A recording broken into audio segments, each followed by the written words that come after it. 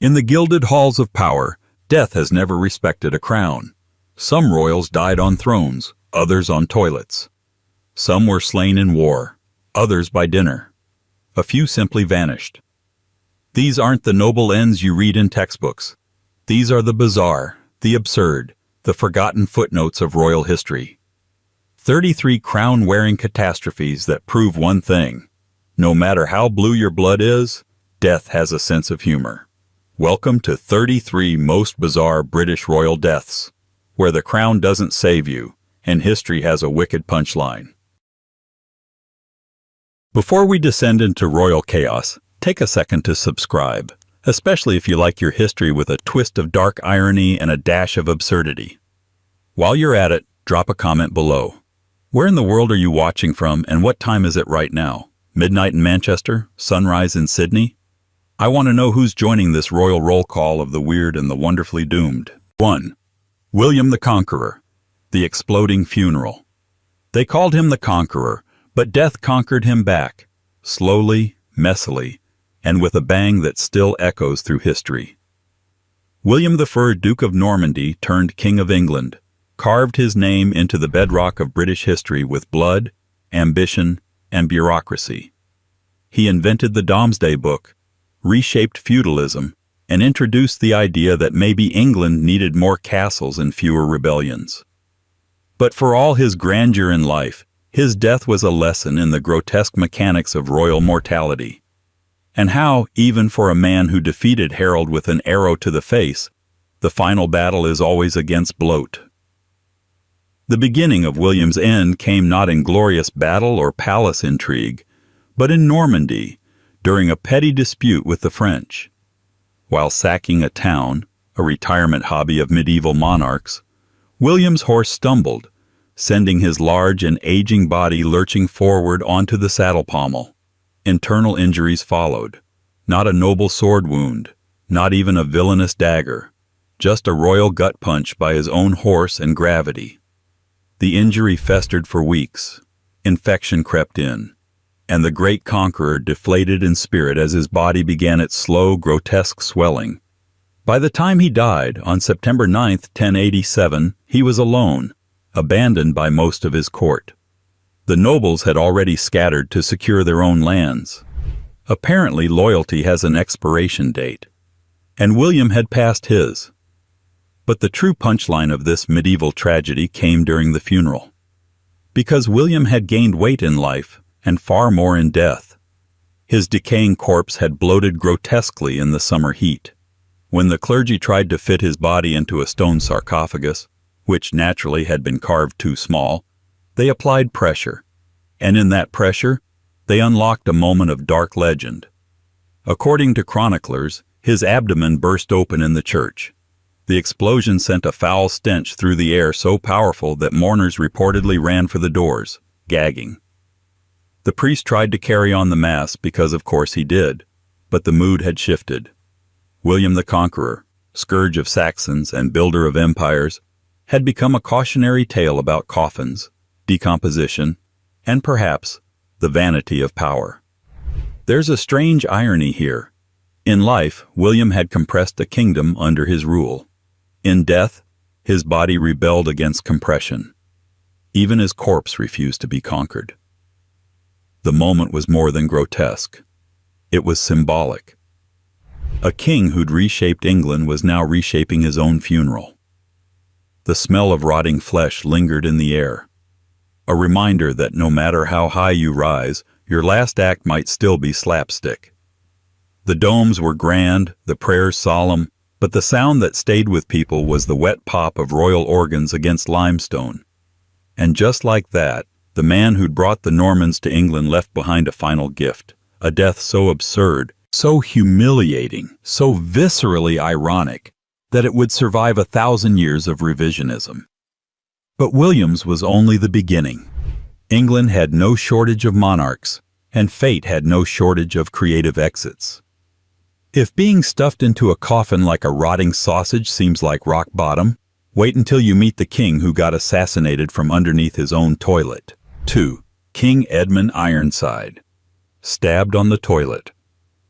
History rarely offers privacy, And if you're a medieval king, even your most private moments can become part of a public legend.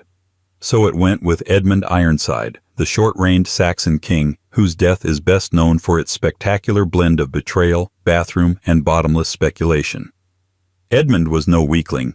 In fact, his epithet Ironside wasn't just for show. He earned it fighting back against a Danish invasion led by Canute the Great. Yes, that Canute, the one later accused of trying to command the tide. The early 11th century was a chaotic time. Viking raids, collapsing monarchies, and the kind of political instability that makes modern constitutional crises look like poorly scheduled tea breaks. Edmund came to power in 1016, in the midst of all this upheaval. His father, King Ethelred the Unready, whose name suggests both bad timing and worse planning, had recently died, leaving behind a legacy of dithering and defeat. Edmund, by contrast, was young, aggressive, and determined not to let the Danes take England without a fight. He waged several brutal campaigns against Canute, and won enough battles to earn respect, if not control of the entire country. Eventually, the two kings agreed to split the kingdom. Edmund would rule Wessex in the south, while Canute held the north. It was an uneasy truce, but it brought a flicker of peace to a war-weary land. Then, just 7 weeks after the agreement, Edmund dropped dead.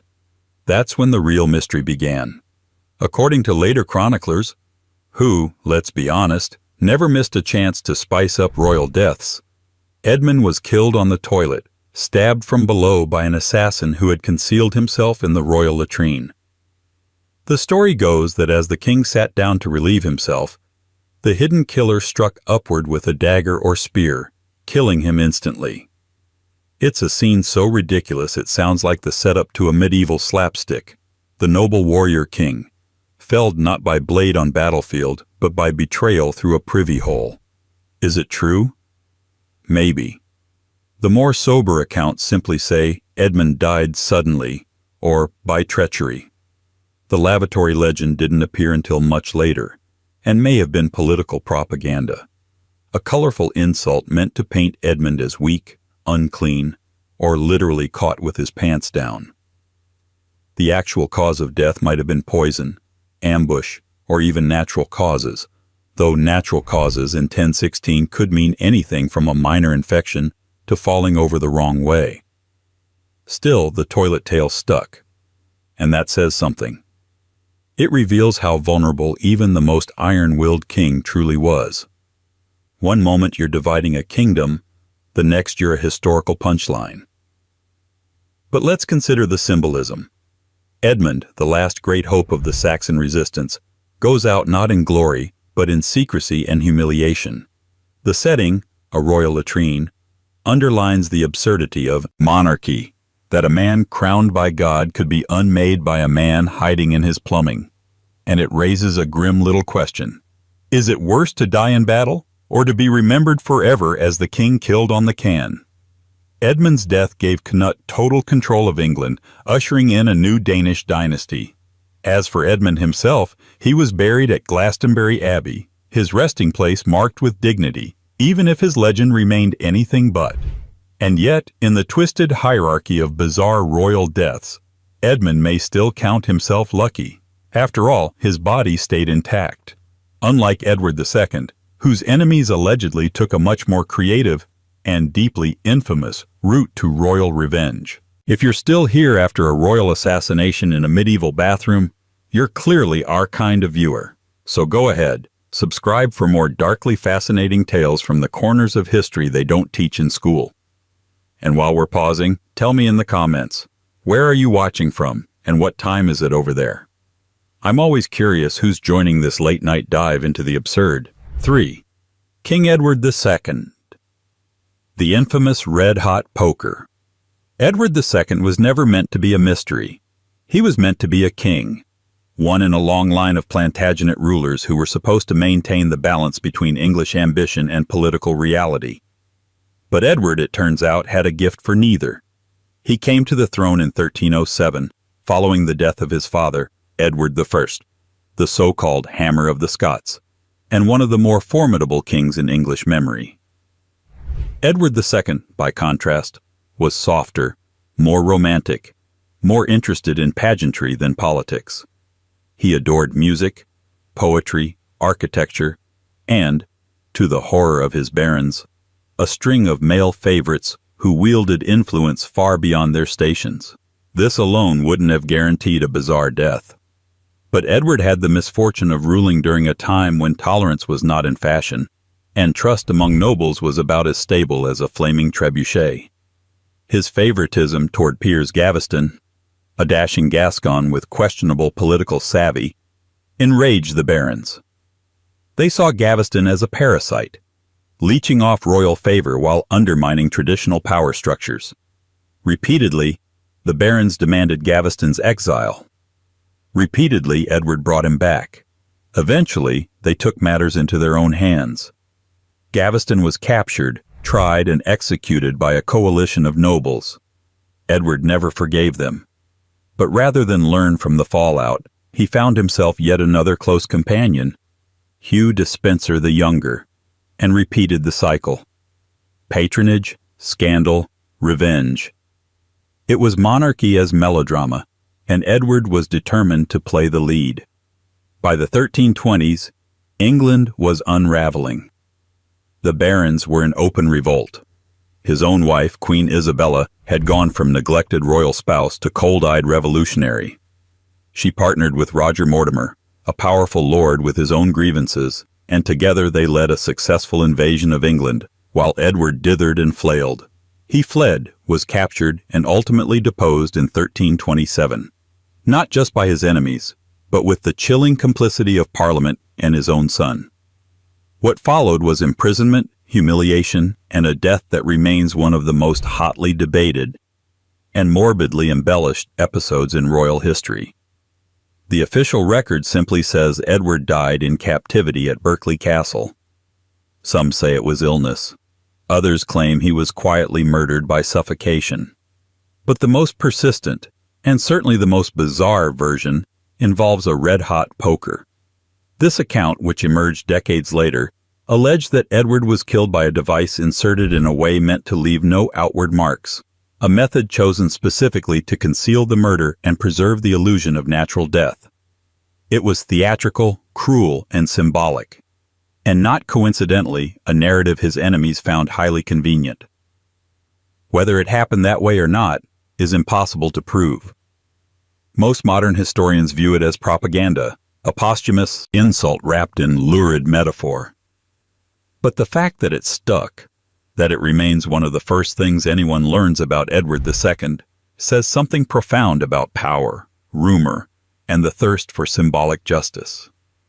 For his enemies, Edward was more than a failed king. He was a cautionary tale, a man who blurred lines, upended norms, and, in the eyes of his peers, needed a punishment to match the offense. His death became a myth not because it was confirmed, but because it was useful. The poker story isn't a historical certainty. It's a kind of political theater, a grotesque joke passed down through centuries of textbooks and tavern whispers. But if Edward II's death represents the crown's capacity for humiliation, the next king on our list took things one step further, turning a royal craving for forbidden food into a lethal eel-flavored lesson in appetite and arrogance. 4. King Henry I, Death by Lamprey Eels. In the grand scheme of royal absurdity, Henry I's death stands out not for its violence, scandal, or conspiracy, but for the sheer stubbornness of a man who believed that, as king, even his digestive tract owed him obedience. Henry I, son of William the Conqueror, ruled England from 1100 to 1135. He was, by most accounts, a competent, if not particularly charismatic monarch. He loved order, hated rebellion, and adored writing laws down on actual paper, which for a medieval king made him something of a radical. He also had a reputation for being strategic, shrewd, and ruthlessly pragmatic, a man who once blinded his own grandchildren's cousins to settle a political dispute. Family gatherings must have been tense. But what history most remembers about Henry isn't his political savvy or his vast illegitimate brood. he sired at least 20 children outside of wedlock, but his gluttonous, almost religious devotion to a certain slippery delicacy, the lamprey. Now, for the uninitiated, lampreys are not fish in the way a salmon is a fish. They are more like aquatic leeches with teeth, the medieval equivalent of an edible horror story. They're jawless, parasitic, and shaped like something you'd expect to see sliding out of a cursed relic. And Henry couldn't get enough of them. His physicians, understandably concerned, warned him repeatedly, "Stop eating them. They're not good for your health, especially not when eaten in large quantities over several days, in a period of questionable refrigeration." But Henry, in classic monarch fashion, waved them off. A king, after all, does not bow to fish warnings. And so, while staying in Normandy in 1135, at the castle of Lyon-la-Forêt, Henry indulged in a particularly generous helping of lampreys, reportedly despite his doctor's strict instructions. Almost immediately after, he fell violently ill. Contemporary accounts are vague on the details, but the symptoms suggest food poisoning or some sort of intestinal failure. Whatever it was swift and decisive. Henry I, a man who once outmaneuvered enemies, forged Anglo-Norman stability, and married off his daughter Matilda in a calculated move to secure the succession, died because he simply couldn't say no to a plate of slimy parasitic eels. His death left England in chaos. Henry had hoped to pass the throne peacefully to his daughter, but the nobles had other plans.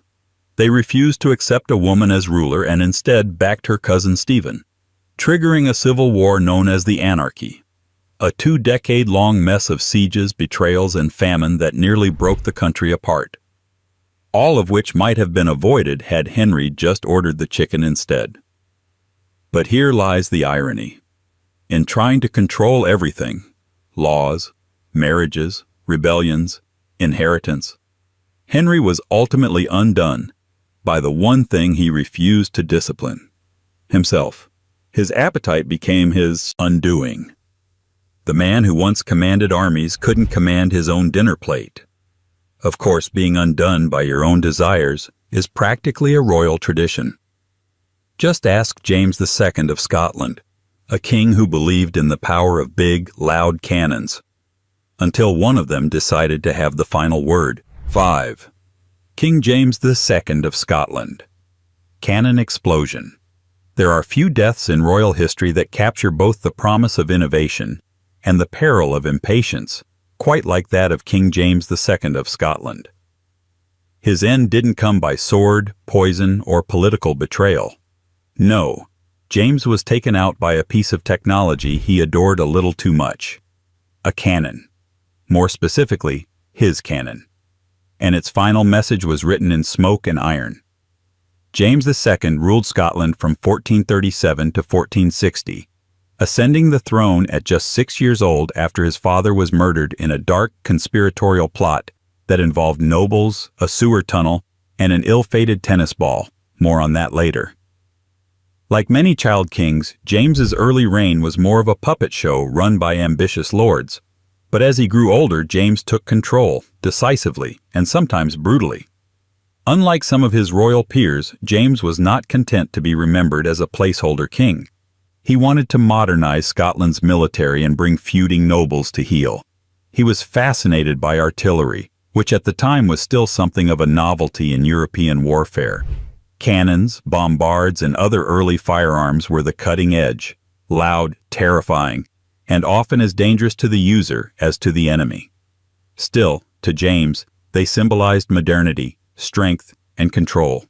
He didn't just admire these machines from afar, he personally oversaw their use in siege warfare. In 1460, James led a campaign to reclaim Roxburgh Castle, one of the last strongholds still held by the English after decades of conflict. Determined to make a show of force, he brought with him a number of heavy artillery pieces, including his pride and joy, a massive cannon named the Lion. It was during this siege, with victory in sight, that fate, or rather faulty metallurgy, intervened. James stood near the Lion as it was fired. Whether he was giving orders, observing with royal pride, or simply indulging in a bit of battlefield drama is unclear. What is known is that the cannon exploded without warning, possibly due to a flaw in its casting or overloading of powder. Shrapnel flew in all directions. The king was killed instantly, the force of the blast leaving no time for final words or dramatic farewells, just a bang, and silence.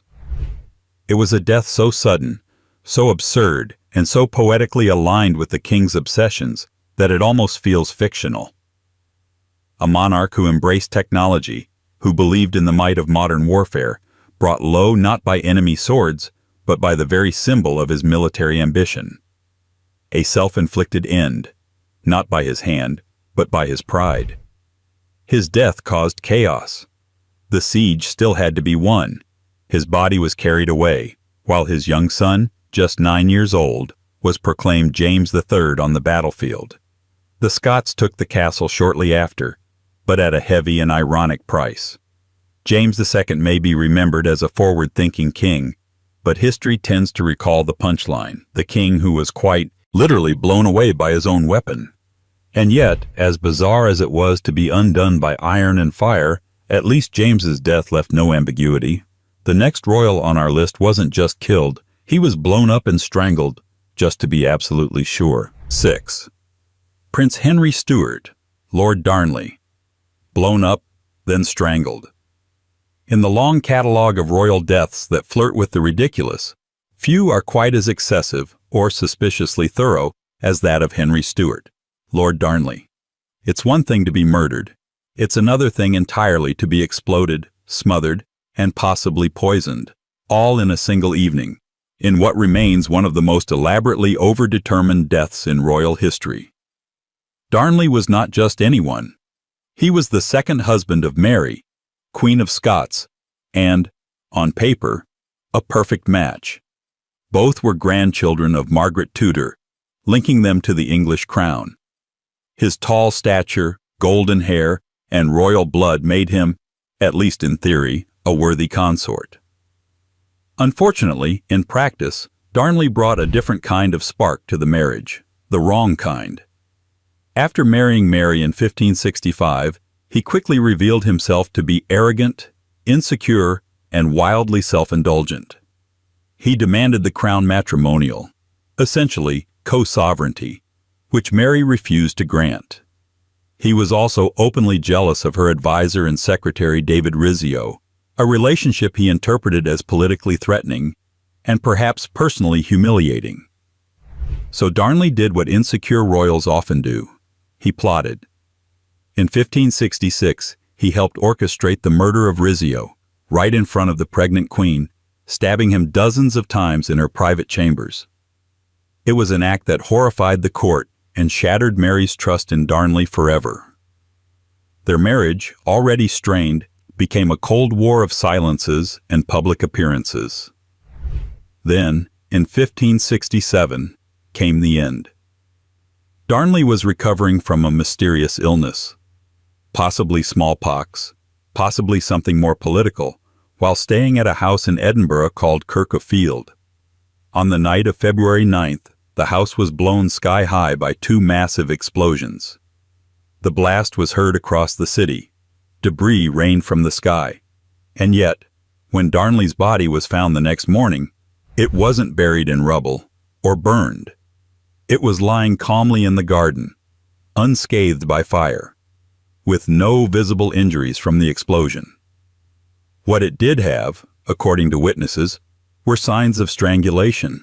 In other words, someone had gone to considerable effort to blow up a house, and then, just in case that didn't work, dragged the prince outside and finished the job manually. It was a murder overachieving in every possible way, and the prime suspect, at least in public opinion, was Mary's new associate, James Hepburn, Earl of Bothwell, a man with a conveniently timed rise to power and an even more conveniently rapid marriage to the now widowed queen. The fallout was swift. Mary's reputation collapsed. Her marriage to Bothwell, which followed just months later, sealed her political fate. Rebellion surged. She was forced to abdicate. Darnley, whose death should have been the end of one problem, became the start of a national crisis. But Darnley's death remains strangely suspended in ambiguity. Part assassination, part demolition, all wrapped in a haze of overkill. No one was ever convicted.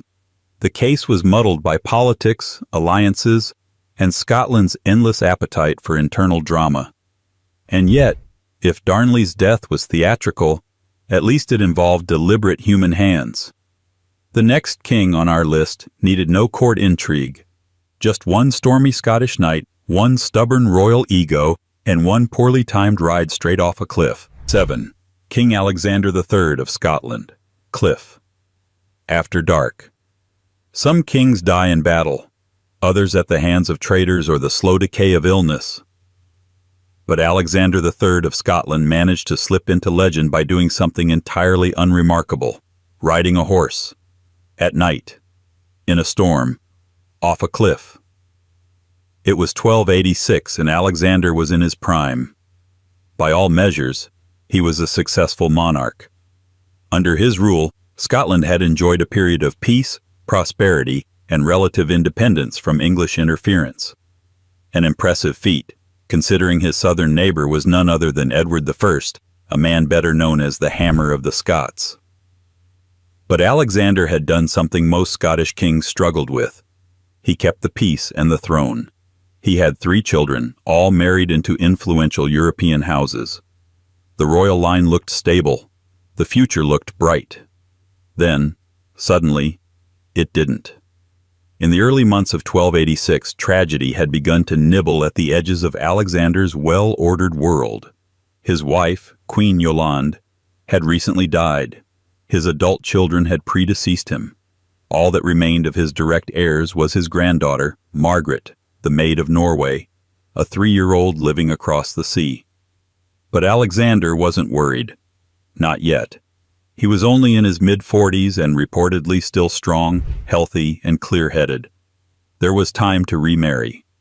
Time to produce another heir. And so, on a blustery March evening, he set out from Edinburgh to be with his new queen in Fife. That decision would prove fatal. Despite the stormy weather, the failing light, and the repeated protests of his advisors, Alexander insisted on making the journey across the Forth estuary on horseback. His guards pleaded with him to wait until morning. He refused. He was the king. Kings don't reschedule. Somewhere near Kinghorn, in the darkness, he became separated from his escort. The terrain was rough, the cliffs steep, the wind deafening. When they found him the next day, it was too late. His horse had apparently stumbled in the dark or missed a turn on the coastal path. Alexander had fallen, or been thrown, off a cliff to the rocks below. No war, no battle cry, just one fatal misstep in the dark. The irony is hard to ignore. A king who had navigated 2 decades of political minefields with grace and grit, brought down not by rebellion or assassination, but by his own determination to stick to the plan. He died trying to get home, late, in a storm on horseback, like a royal version of a missed exit on a rainy night. His death marked the beginning of one of the most turbulent periods in Scottish history. With no clear adult heir, the kingdom fell into a crisis of succession. The English crown began to press its claim, and the wars of Scottish independence, featuring William Wallace, Robert the Bruce, and more blood than reason, were just around the corner. Still, Alexander's sudden end has a strange finality. One wrong turn, and the light of a golden rain went out like a candle in the wind. But while his death was accidental, the next king's demise was technically an accident too, though it just so happened to involve an arrow, a royal forest, and a suspiciously convenient disappearance of suspects. 8. King William II. Rufus. The hunting accident. In the deep, tangled woods of the New Forest, where light filters through twisted branches and every rustle feels like a whisper, King William II, known as Rufus for his ruddy complexion and fiery temper, met a death that still raises eyebrows and suspicions nearly 1,000 years later. Rufus wasn't exactly the people's king. He was blunt, irreverent, and famously irreligious in a time when monarchs were expected to at least pretend otherwise. He wore flashy clothes, mocked the church, and taxed his subjects so harshly that even other kings winced on his behalf. His relationship with the nobility was strained. His court was viewed as scandalous, and while his political grip was firm, it lacked the charm or grace that made other rulers beloved in hindsight. Even his own chroniclers didn't like him much. On August 2nd, 1100, William set out for a hunting trip in the New Forest, an area that already had a grim reputation. Two of his relatives had previously died there under curious circumstances. It was a dense, unpredictable wilderness, home to wild boars, deep ravines, and rumors whispered just out of earshot. He was accompanied by a group of nobles, including Sir Walter Tyrrell, a Norman nobleman with a bow and an uncomfortably perfect aim. What happened next is the stuff of minimalist mystery.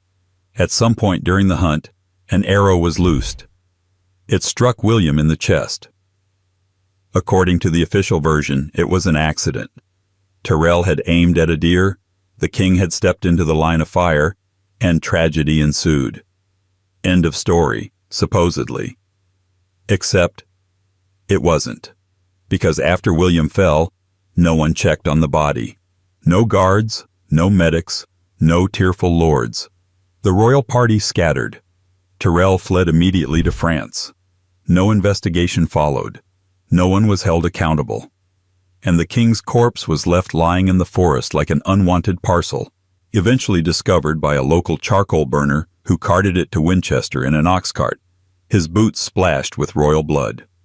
The throne passed quickly and conveniently to William's younger brother, Henry I, who wasted no time securing the royal treasury and having himself crowned within days. It was all a bit tidy. Now, to be fair, accidents happen. Hunting was dangerous. Arrows misfire. But the silence, the speed, the fleeing nobleman, and the absence of any follow-up left historians and conspiracy lovers with a feast of questions. Was it a genuine accident, or a silent coup wrapped in bark and plausibility? William Rufus died as he lived, alienated, inconvenient, and somewhat unresolved. The church, never fond of him, interpreted his death as divine retribution. Chroniclers called it judgment. But history leans toward something else, a mystery with too many missing voices and too many convenient silences. And as strange as an uninvestigated royal arrow might be, the next royal went down in a much more modern setting, with a plane crash that raises even more questions, including what he was really doing on board in the first place. 9. Prince George, Duke of Kent. Secret plane crash. In the shadowy overlap between war, royalty, and unspoken agendas, few deaths raise eyebrows quite like that of Prince George, Duke of Kent, the first British royal to die in military service in over 500 years, and the only one to perish in a mysterious World War II plane crash that has never been fully explained. Prince George wasn't your average stiff-collared royal. The fourth son of King George V and Queen Mary, he stood out in ways that both fascinated and unsettled the royal establishment. Charismatic, artistic, well-traveled, and charming to the point of gossip, he lived a life peppered with intrigue, high society drama, and more than a few well-guarded rumors. He had served in the Navy, dabbled in aviation, and even worked for the Foreign Office, a rare move for someone so close to the throne. Then the war came. By 1942, George had returned to active service, this time in the Royal Air Force. At age 39, he wasn't exactly at the front line, but his presence in uniform was symbolically significant. It sent a message. The royal family wasn't just watching the war from Buckingham Palace, they were in it, or at least near it. On August 25, 1942, Prince George boarded a Sunderland flying boat, a large, lumbering RAF aircraft, for what was officially described as a routine mission to Iceland. The exact nature of the mission? Never clearly explained. What we do know is that the plane crashed into a hillside in the Scottish Highlands shortly after takeoff, killing all but one of the crew. George was among the dead. Immediately, questions began to swirl. For one, George was not supposed to be on that flight. His name wasn't on the official crew list, and the route seemed unrelated to his known duties. For another, the aircraft had veered off course dramatically. And then there's the curious detail that some records from the crash were sealed for decades, only partially released under pressure from historians and public interest groups. Theories piled up. Was he on a secret diplomatic mission? Was there sabotage? Was it a tragic navigational error, or something else entirely? Some even speculated that George had been involved in back-channel efforts to open peace talks with Nazi Germany, though concrete evidence remains elusive. Others suggested he was carrying sensitive materials or documents, making the flight more dangerous than anyone admitted. The royal family, for their part, grieved privately. There was no public inquiry, no parade of clarity, just a quiet burial and a few lines in the official war records. Prince George's death remains an open-ended chapter, a royal tragedy nested inside a wartime enigma. A man born into privilege, surrounded by rumors, gone in a flash with more questions than answers. And yet, compared to the cold calculus behind George's crash, the next death on our list was chillingly deliberate, timed not for battle, duty, or secrecy, but for the perfect front-page headline in the morning paper. 10. King George V. Mercy killed for the morning papers. When King George V died in 1936, the official story was dignified and restrained. He passed peacefully, surrounded by family, his legacy secure, his final breath marked with reverence. But behind the curtain of royal decorum, history tells a different, stranger tale. A monarch gently eased into death not for mercy's sake, but for the convenience of Britain's press schedule. George V wasn't a dramatic king. In fact, he went out of his way to avoid drama. He loved stamp collecting, shooting birds, and a good cup of tea. He was a creature of routine, temperamentally conservative and committed to duty in the quietest sense of the word.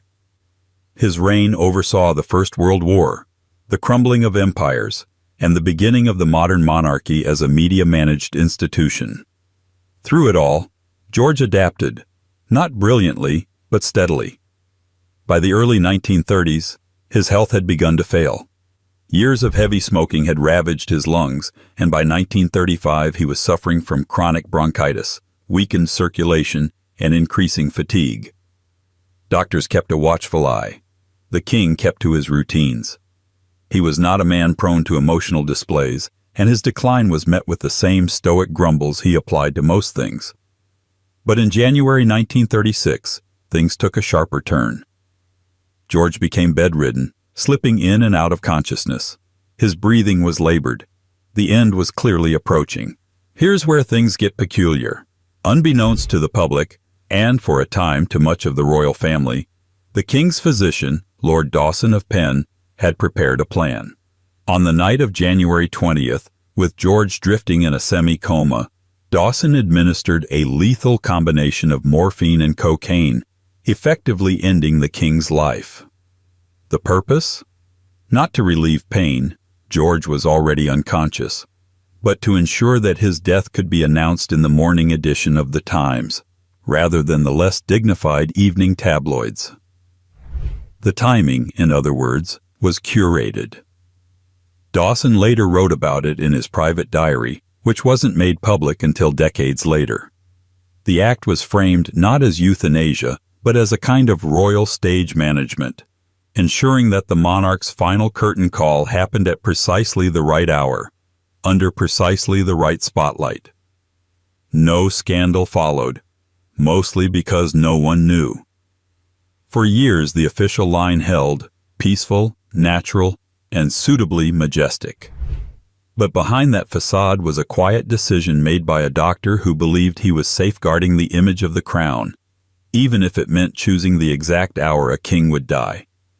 It's a strange echo of modern PR culture, but dressed in Edwardian lace. A royal death, tailored to fit the front page.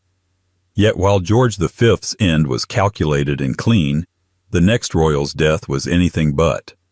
Because no matter how noble the bloodline, even kings must beware the porcelain throne. 11. King George II died on the toilet. Monarchs have fallen in battle, perished in plots, and disappeared into political black holes. But King George II of Great Britain managed to check out in a way that was both mundane and majestically humiliating, while using the facilities. His was not a death of grand intrigue, but of biological betrayal, and it came not from enemy blades, but from a sudden shift inside the body of a man who never saw it coming. George II reigned from 1727 to 1760, a relatively long stint marked by imperial expansion abroad and political entrenchment at home. He wasn't the warmest king, blunt, argumentative, and easily agitated, but he was consistent. He enjoyed war more than peacetime, famously led troops into battle at the age of 60, and ruled in an age when the real power was increasingly shifting toward Parliament and the Prime Minister.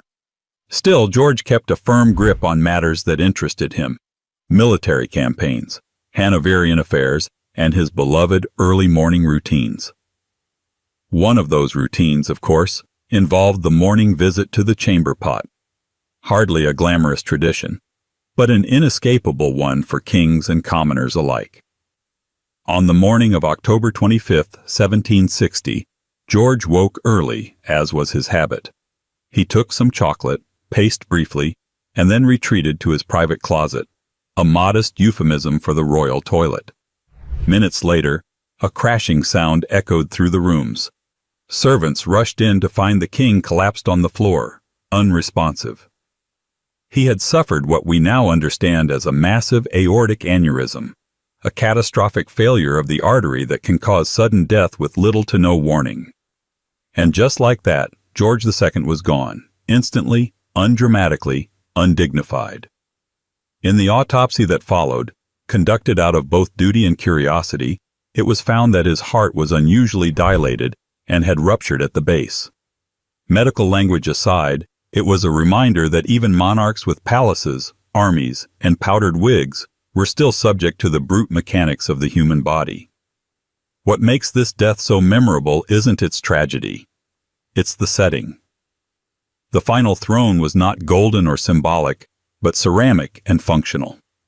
There was no courtly farewell, no gathered family, no whispered last words about legacy or lineage, just the quiet routine of a king starting his day, and the final irony of history interrupting him mid-habit. And yet, there's something oddly democratic about it. George II, who once led troops into battle and sparred with ministers over state secrets, met his end just like anyone else might, abruptly, and with no chance to clean things up. It was a death that stripped the monarchy of its mystique, if only for a moment. A reminder that behind the robes and titles, there are hearts and arteries, and that none of them come with guarantees. But if George's death was ordinary made royal, the next is royal made chaotic. A prince who shot himself, survived, then tried to drink his way back to health, and failed. 12. Prince Alfred, Duke of Edinburgh. Bullet and alcohol. Royal deaths often arrive with a certain choreography. Illnesses watched by physicians, public statements crafted by press secretaries, memorials prepared in advance. But Prince Alfred, second son of Queen Victoria, managed to die in a way that felt more like a tragic farce. Self-inflicted, drawn out, and soaked in poor decisions. Alfred was not born to inherit the British throne. That job went to his older brother, the future Edward VII. Instead, Alfred carved out a respectable royal resume of his own. He joined the Royal Navy at a young age, traveled extensively, became the Duke of Edinburgh, and even ended up ruling as Duke of Saxe-Coburg and Gotha, a small but significant German duchy inherited from his uncle. On paper, he was everything a spare royal should be: dutiful, distinguished, and out of the spotlight.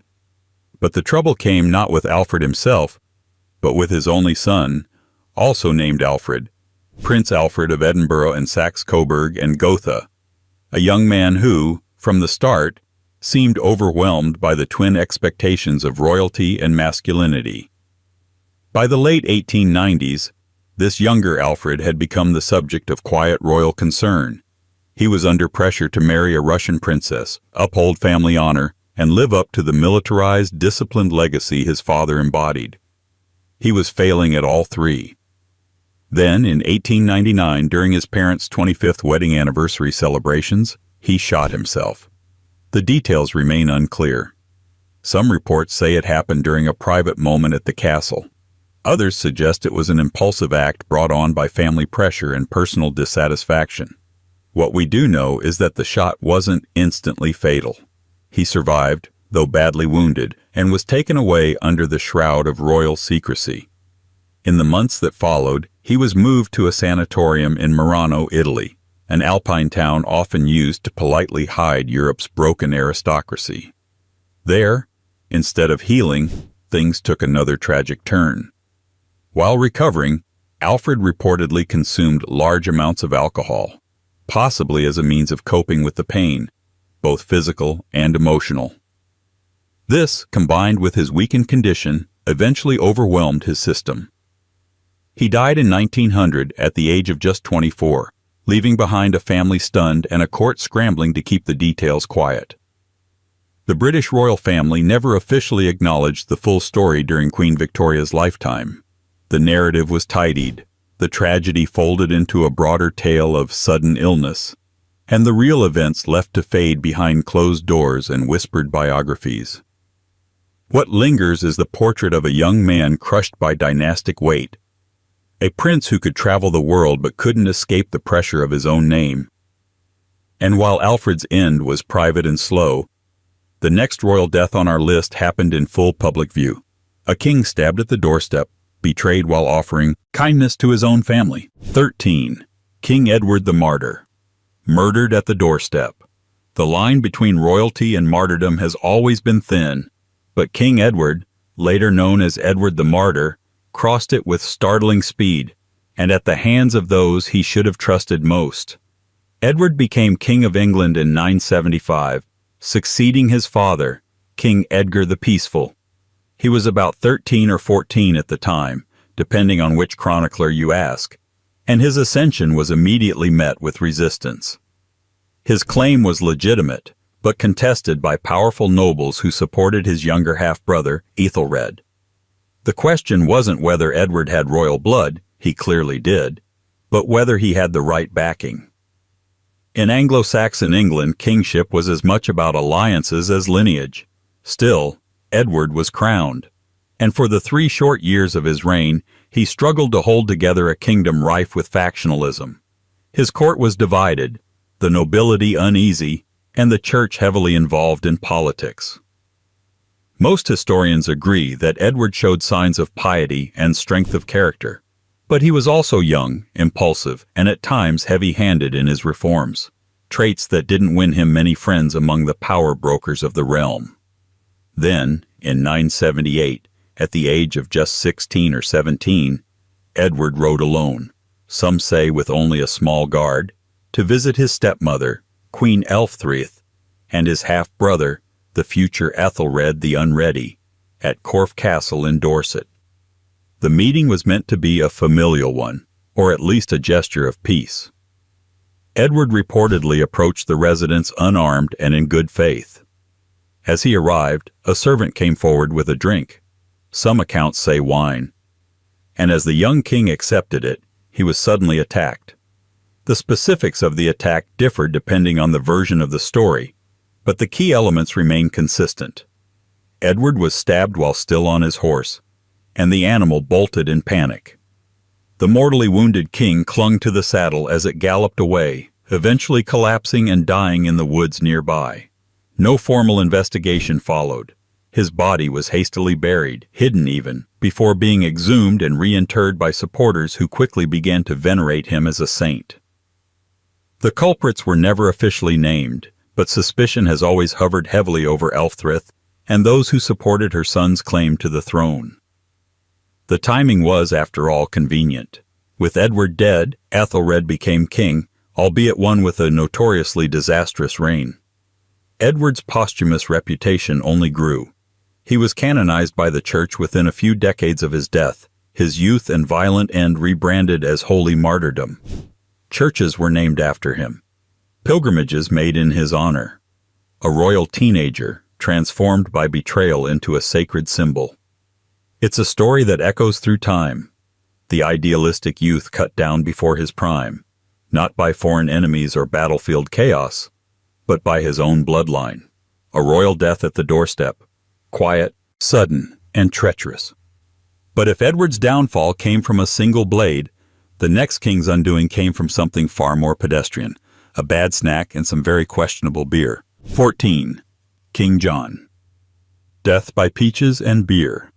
For a king best remembered as the villain in the Robin Hood tales, King John's actual death feels weirdly anticlimactic.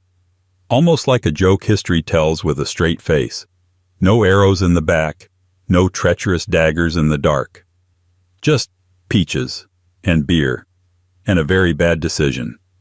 John's reign, from 1199 to 1216, was already a tangle of disasters before he ever got to the fruit course. He lost Normandy to the French, taxed his barons into open rebellion, and famously sealed the Magna Carta, a document designed to restrain royal power, which he agreed to and then immediately tried to ignore.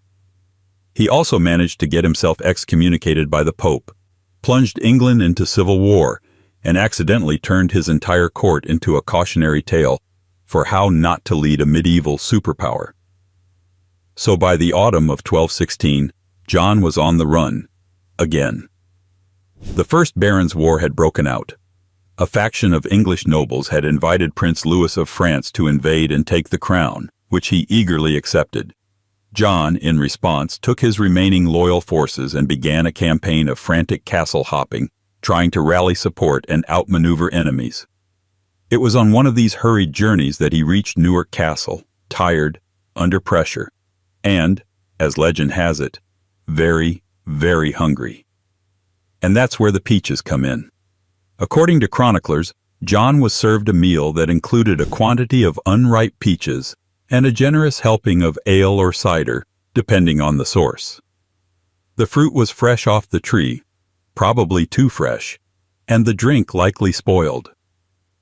Whether it was overindulgence or a simple case of bad luck, the result was catastrophic. John developed an acute and violent case of dysentery, a condition that, in the medieval world, was as common as it was deadly. He suffered for several days before dying on October 18, 1216. His last days were spent in pain, surrounded by a dwindling court and the distant sounds of an invading army. No poetic death scene, no noble last words, just the consequence of a reckless meal during a desperate retreat. The irony writes itself. A king brought low not by rebellion, betrayal, or war, but by poor digestion. A monarch who had tried to rewrite the laws of the land, undone by the laws of his stomach. It's a death so unheroic, so embarrassingly human, that it almost softens his legacy. Almost. But in a reign defined by mismanagement and alienation, even his death had to be a little chaotic. The man who lost a kingdom couldn't even win dinner. And while John's exit was marked by illness, the next royal death was soaked in something a bit more celebratory. A barrel of wine, to be precise. A nobleman who, legend claims, was executed by drowning in his favorite vintage. 15. Prince George, Duke of Clarence. Drowned in wine. Some royal deaths are tragic, others suspicious, and a rare few are so absurdly theatrical that they blur the line between court record and dark folklore. The death of Prince George, Duke of Clarence, younger brother to King Edward IV and elder brother to the future Richard III, falls squarely into the last category. Because if legend is to be believed, George Clarence didn't die by sword or poison or battlefield fate. No, he died drowning in a barrel of wine. Malmsey wine, to be exact. And it's that detail, the specific, sweet, heady vintage, that's kept his death fermenting in the public imagination for over 5 centuries. George was born into the chaos of the Wars of the Roses, that violent, convoluted struggle between the houses of York and Lancaster for the English throne. He was a Yorkist by blood and by politics, but ambition tends to blur loyalties. For a time, George was fiercely loyal to his elder brother, Edward IV. He was named Duke of Clarence, granted land and titles, and welcomed into the innermost circle of royal favor. But George wanted more. specifically the crown. When Edward married Elizabeth Woodville, a commoner with a large and power-hungry family, George bristled. He saw the new queen and her relatives as a threat to his influence. So, naturally, he switched sides, allying himself with the kingmaker, Richard Neville, Earl of Warwick, and backing a rebellion against his own brother. It failed, spectacularly. But Edward, in a moment of political pragmatism, or perhaps familial sentiment, forgave George. Sort of. He restored his titles and welcomed him back to court. But the trust was gone. George, too proud or too paranoid to behave, started sowing discord once again. He accused Elizabeth Woodville of witchcraft. He allegedly spread rumors about royal illegitimacy. He even had one of her household servants tried and executed for treason on extremely shaky evidence, an act so bold it could only have one outcome.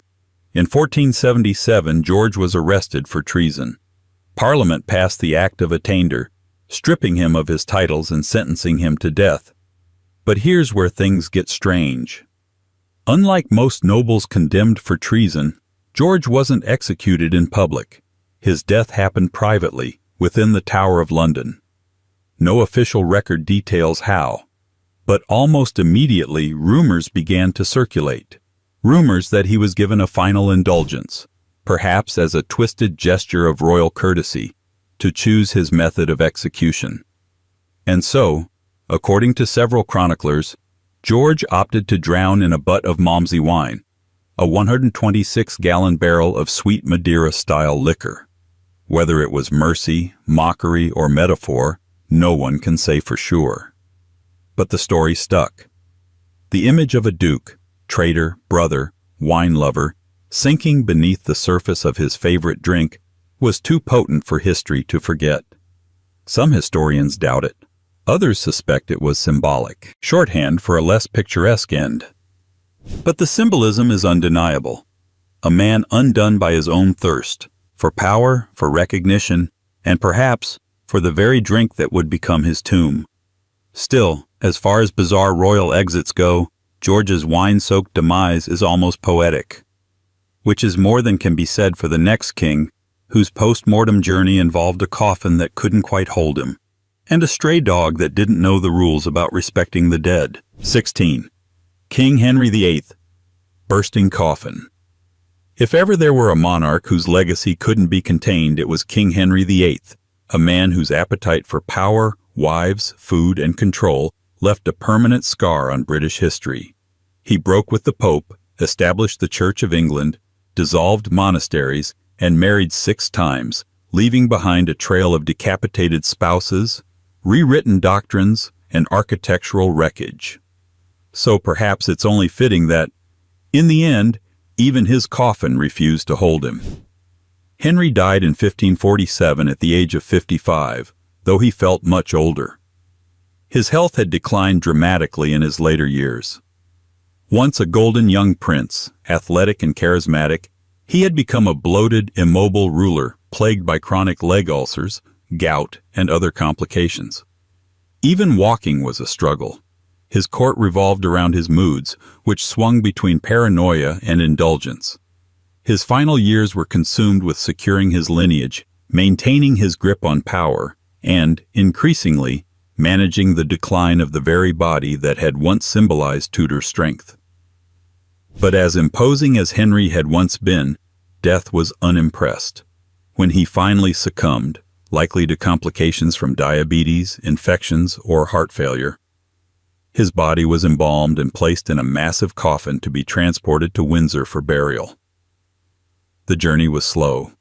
England in January is not forgiving to the dead, and Tudor embalming practices were more art than science. With each passing hour, the body inside became less cooperative. According to chroniclers, particularly those with a flair for poetic justice, the coffin was temporarily housed at Sion Abbey, a former convent Henry had once dissolved. During the overnight stay, something disturbing happened. The coffin began to leak.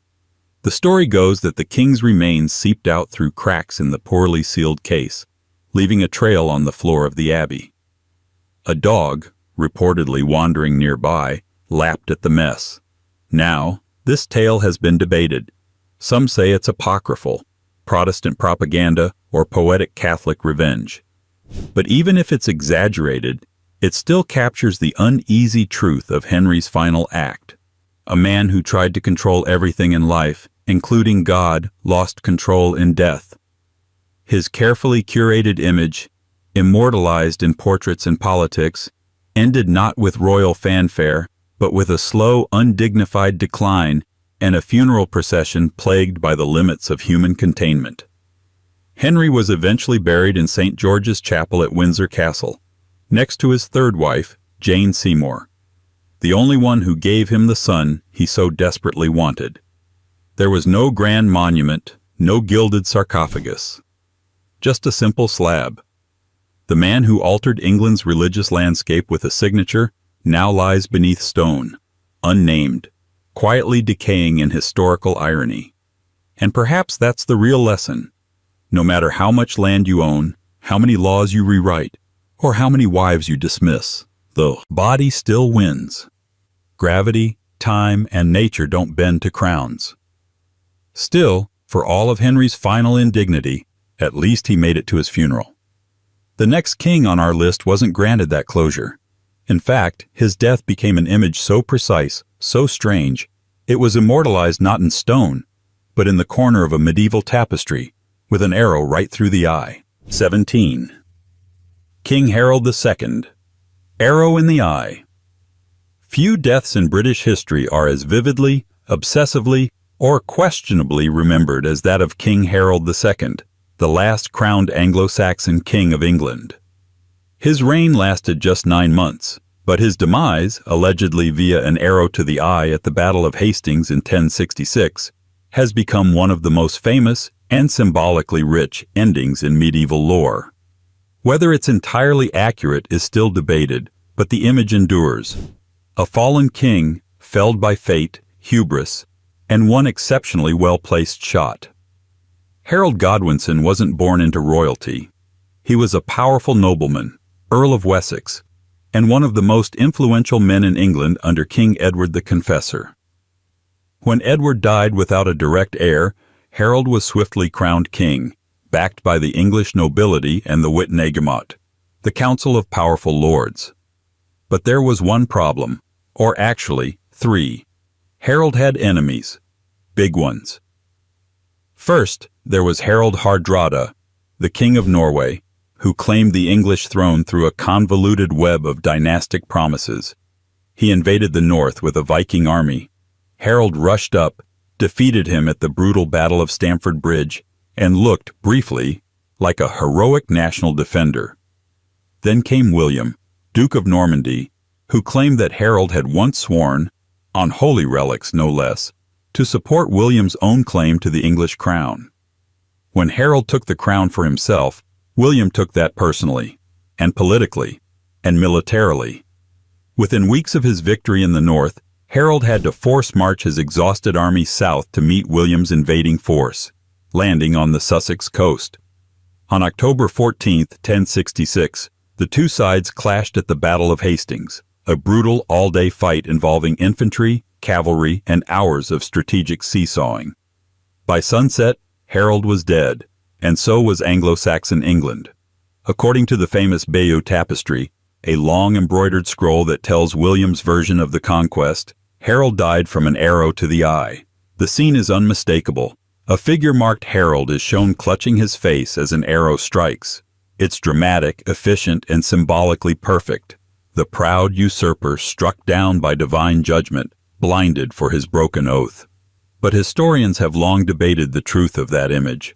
Some suggest Harold was actually cut down by Norman knights in the final moments of the battle.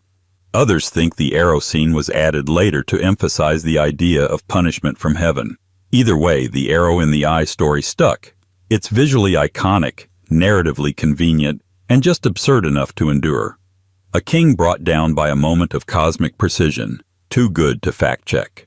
And so Harold became the last Anglo-Saxon king, his death marking the end of a native English dynasty and the beginning of Norman rule. It was the last time England was successfully invaded, and the first time a death would be remembered not by bones or tombs, but by thread and legend. But if Harold's end was embroidered into history, the next king's death feels like something out of a tragicomedy, an assassin's escape foiled not by guards or gods, but by a missing sewer grate, and the king's own tennis balls. 18. King James I of Scotland. Stuck in a sewer. Few royal deaths are quite as ironic, or as frustratingly metaphorical, as that of King James I of Scotland, a man who spent most of his reign trying to close loopholes in the kingdom, only to die because of a literal one. His story reads like the script of a Shakespearean tragedy rewritten by a satirist. Betrayal, revenge, and a sewer tunnel that refused to cooperate at the worst possible moment. James I ruled Scotland from 1406 to 1437, though the first 18 years of his reign were spent not in Edinburgh, but as a political hostage in England. He was captured by English pirates at the age of 12 while trying to flee to France, and held by King Henry IV and then Henry V, who kept him as a very polite kind of prisoner. Well-educated, well-treated, but effectively neutralized. While in captivity, his father died, making him King of Scots in name, but not in action. Eventually, he was ransomed and returned to Scotland at age 30. And when he arrived, he wasn't interested in being a ceremonial king. He came back ready to govern, and not kindly. James set about centralizing power, curbing the nobility, restoring the monarchy's finances, and asserting authority in a land long ruled by overmighty lords and regional warlords. He was intelligent, literate, and reform-minded. Also paranoid, and for good reason. The nobles didn't like him, especially not the Black Douglases, the most powerful family in Scotland at the time. They saw James's reforms not as improvements but as threats to their wealth and autonomy. Tensions mounted. James cracked down harder. Eventually, his reforms made him too dangerous for the old families to tolerate, and so they plotted. On the night of February 20th, 1437, James was staying at the Blackfriars Monastery in Perth. The royal residence was meant to be secure, but one of his servants, coincidentally a co-conspirator, left the door to the king's quarters open. Assassins entered, armed and ready. James, realizing what was happening, attempted to flee. He made a dash for the privy chamber and tried to escape through the sewer tunnel beneath the building, a narrow passage that once served as a discreet escape route for emergencies exactly like this. It should have worked. It would have worked. Except James had recently ordered the tunnel's exit sealed off, frustrated that servants kept losing tennis balls down it. Yes, tennis balls. And so when James tried to flee through the passage, he found himself cornered, trapped. There was no way out. The assassins found him and killed him on the spot. The symbolism of it all would be heavy-handed if it weren't absolutely true.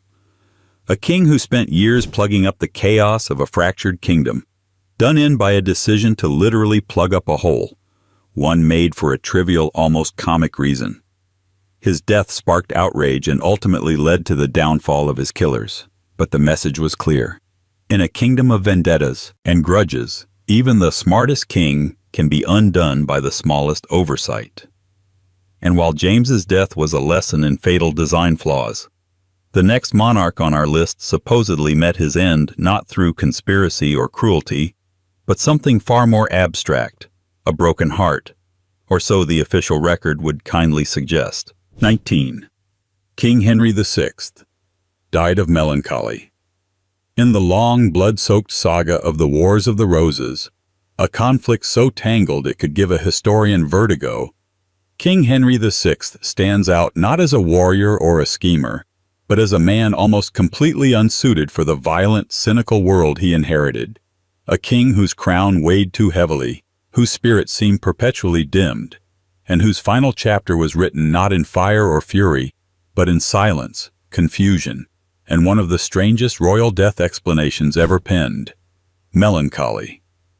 Henry became King of England in 1422 at just 9 months old, following the death of his legendary father Henry V, hero of Agincourt, conqueror of northern France, and national icon. That kind of legacy is difficult to live up to under any circumstances. For Henry VI, it was impossible. He wasn't his father's son in temperament or style. He was quiet, bookish, intensely pious, and deeply uninterested in warfare or statecraft. In another life, he might have made a fine monk. Instead, he was made a monarch. The early years of his reign were ruled by regents, but when Henry came of age, it became quickly and tragically clear that he lacked the decisiveness and charisma needed to hold the throne, especially during a time when the kingdom was slipping out of control. France, which his father had nearly conquered, was rapidly falling away. At home, the nobility grew restless. Factions hardened. And eventually, battle lines were drawn between the House of Lancaster, Henry's side, and the House of York, led by Richard, Duke of York, and his descendants. Through it all, Henry vacillated. He collapsed mentally in 1453, possibly catatonic for over a year, only to recover and sink again. He was intermittently removed from power, restored, and removed again. He was king in name, but rarely in practice. At one point, during Edward IV's initial reign, Henry was found hiding in a rural abbey, disheveled and muttering prayers, less a monarch than a man lost in his own thoughts. In 1470, Henry was briefly restored to the throne in a political shake-up orchestrated by Warwick the Kingmaker. But it didn't last. Within months, Edward IV reclaimed power. Henry, now a prisoner in the Tower of London, became a liability, an ex-king with a claim, a name, and just enough loyalists to make things inconvenient. Then, on the night of May 21st, 1471, Henry died. The official explanation? He died of melancholy. In modern terms, perhaps a heart attack brought on by stress. But almost no one believed that. Not then, not now. His only son had been killed in battle just weeks earlier. His queen, Margaret of Anjou, was imprisoned. His world had collapsed, and his captor, Edward IV, had no reason to keep him alive. Rumors swirled that Henry had been murdered, most likely smothered, on the direct orders of Edward or his brother Richard, the future Richard III. The timing was too clean, the motive too obvious, but the story stuck. A king so crushed by life that his body simply gave out. It's a fittingly eerie footnote to a reign defined by passivity and loss. Henry VI, the king who never wanted the crown, became the only English monarch canonized by the Church, though unofficially. Not for valor or wisdom, but for suffering. And yet, as softly as he slipped away, the next royal departure is anything but subdued. It's a flash of fire in the sky, a roar of engines, and the tragic end of a prince who crashed back to earth chasing the thrill he couldn't resist. 20. Prince William of Gloucester, plane stunt crash. Among the many tragic footnotes in modern royal history, Prince William of Gloucester is one of the most quietly haunting. A royal who lived just far enough from the throne to flirt with danger, and just close enough to monarchy to be remembered, if not always understood. His death didn't come in battle or scandal, but in the sky, a brief, brilliant crash of ambition, freedom, and fire. Born in 1941, Prince William was the eldest son of the Duke of Gloucester, making him a cousin to Queen Elizabeth II and eighth in line to the throne at the time of his birth.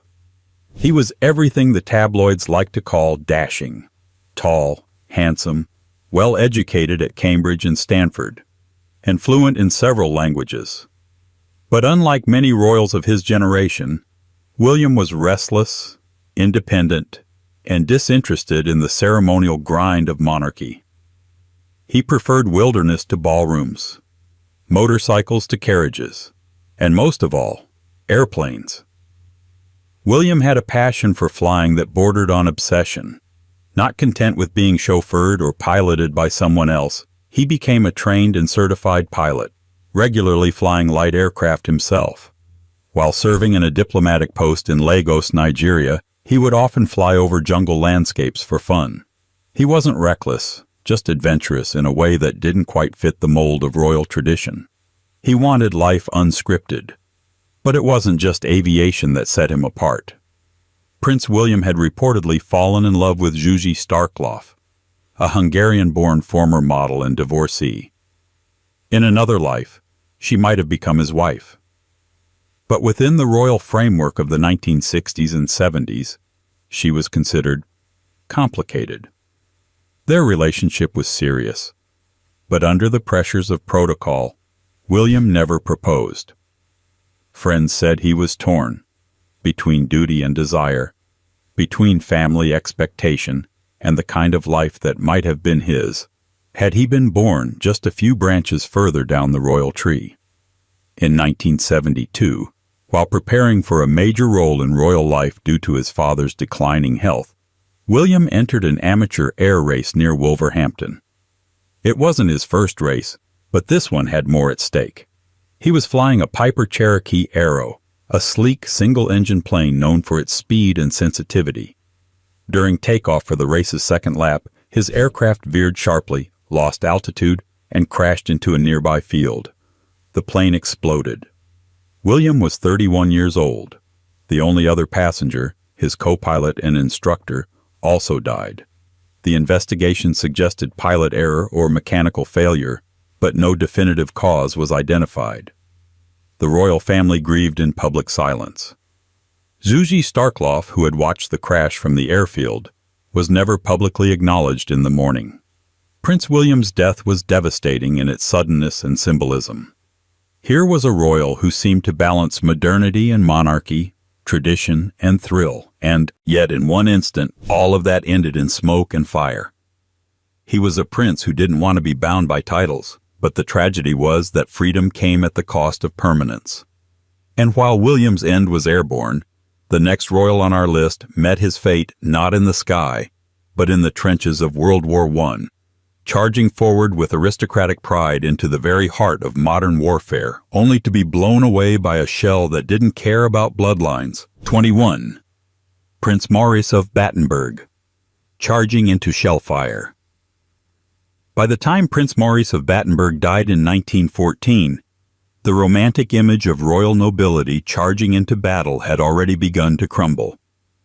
The old world of sabers and banners was being swallowed by something far more mechanical, more impersonal, and infinitely more deadly: the First World War.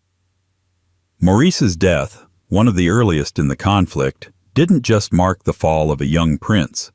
It marked the end of a certain kind of royal mythology. And it happened with all the indifference that modern warfare tends to bring. Born in 1891, Prince Maurice was the youngest son of Prince Henry of Battenberg and Princess Beatrice, Queen Victoria's youngest daughter.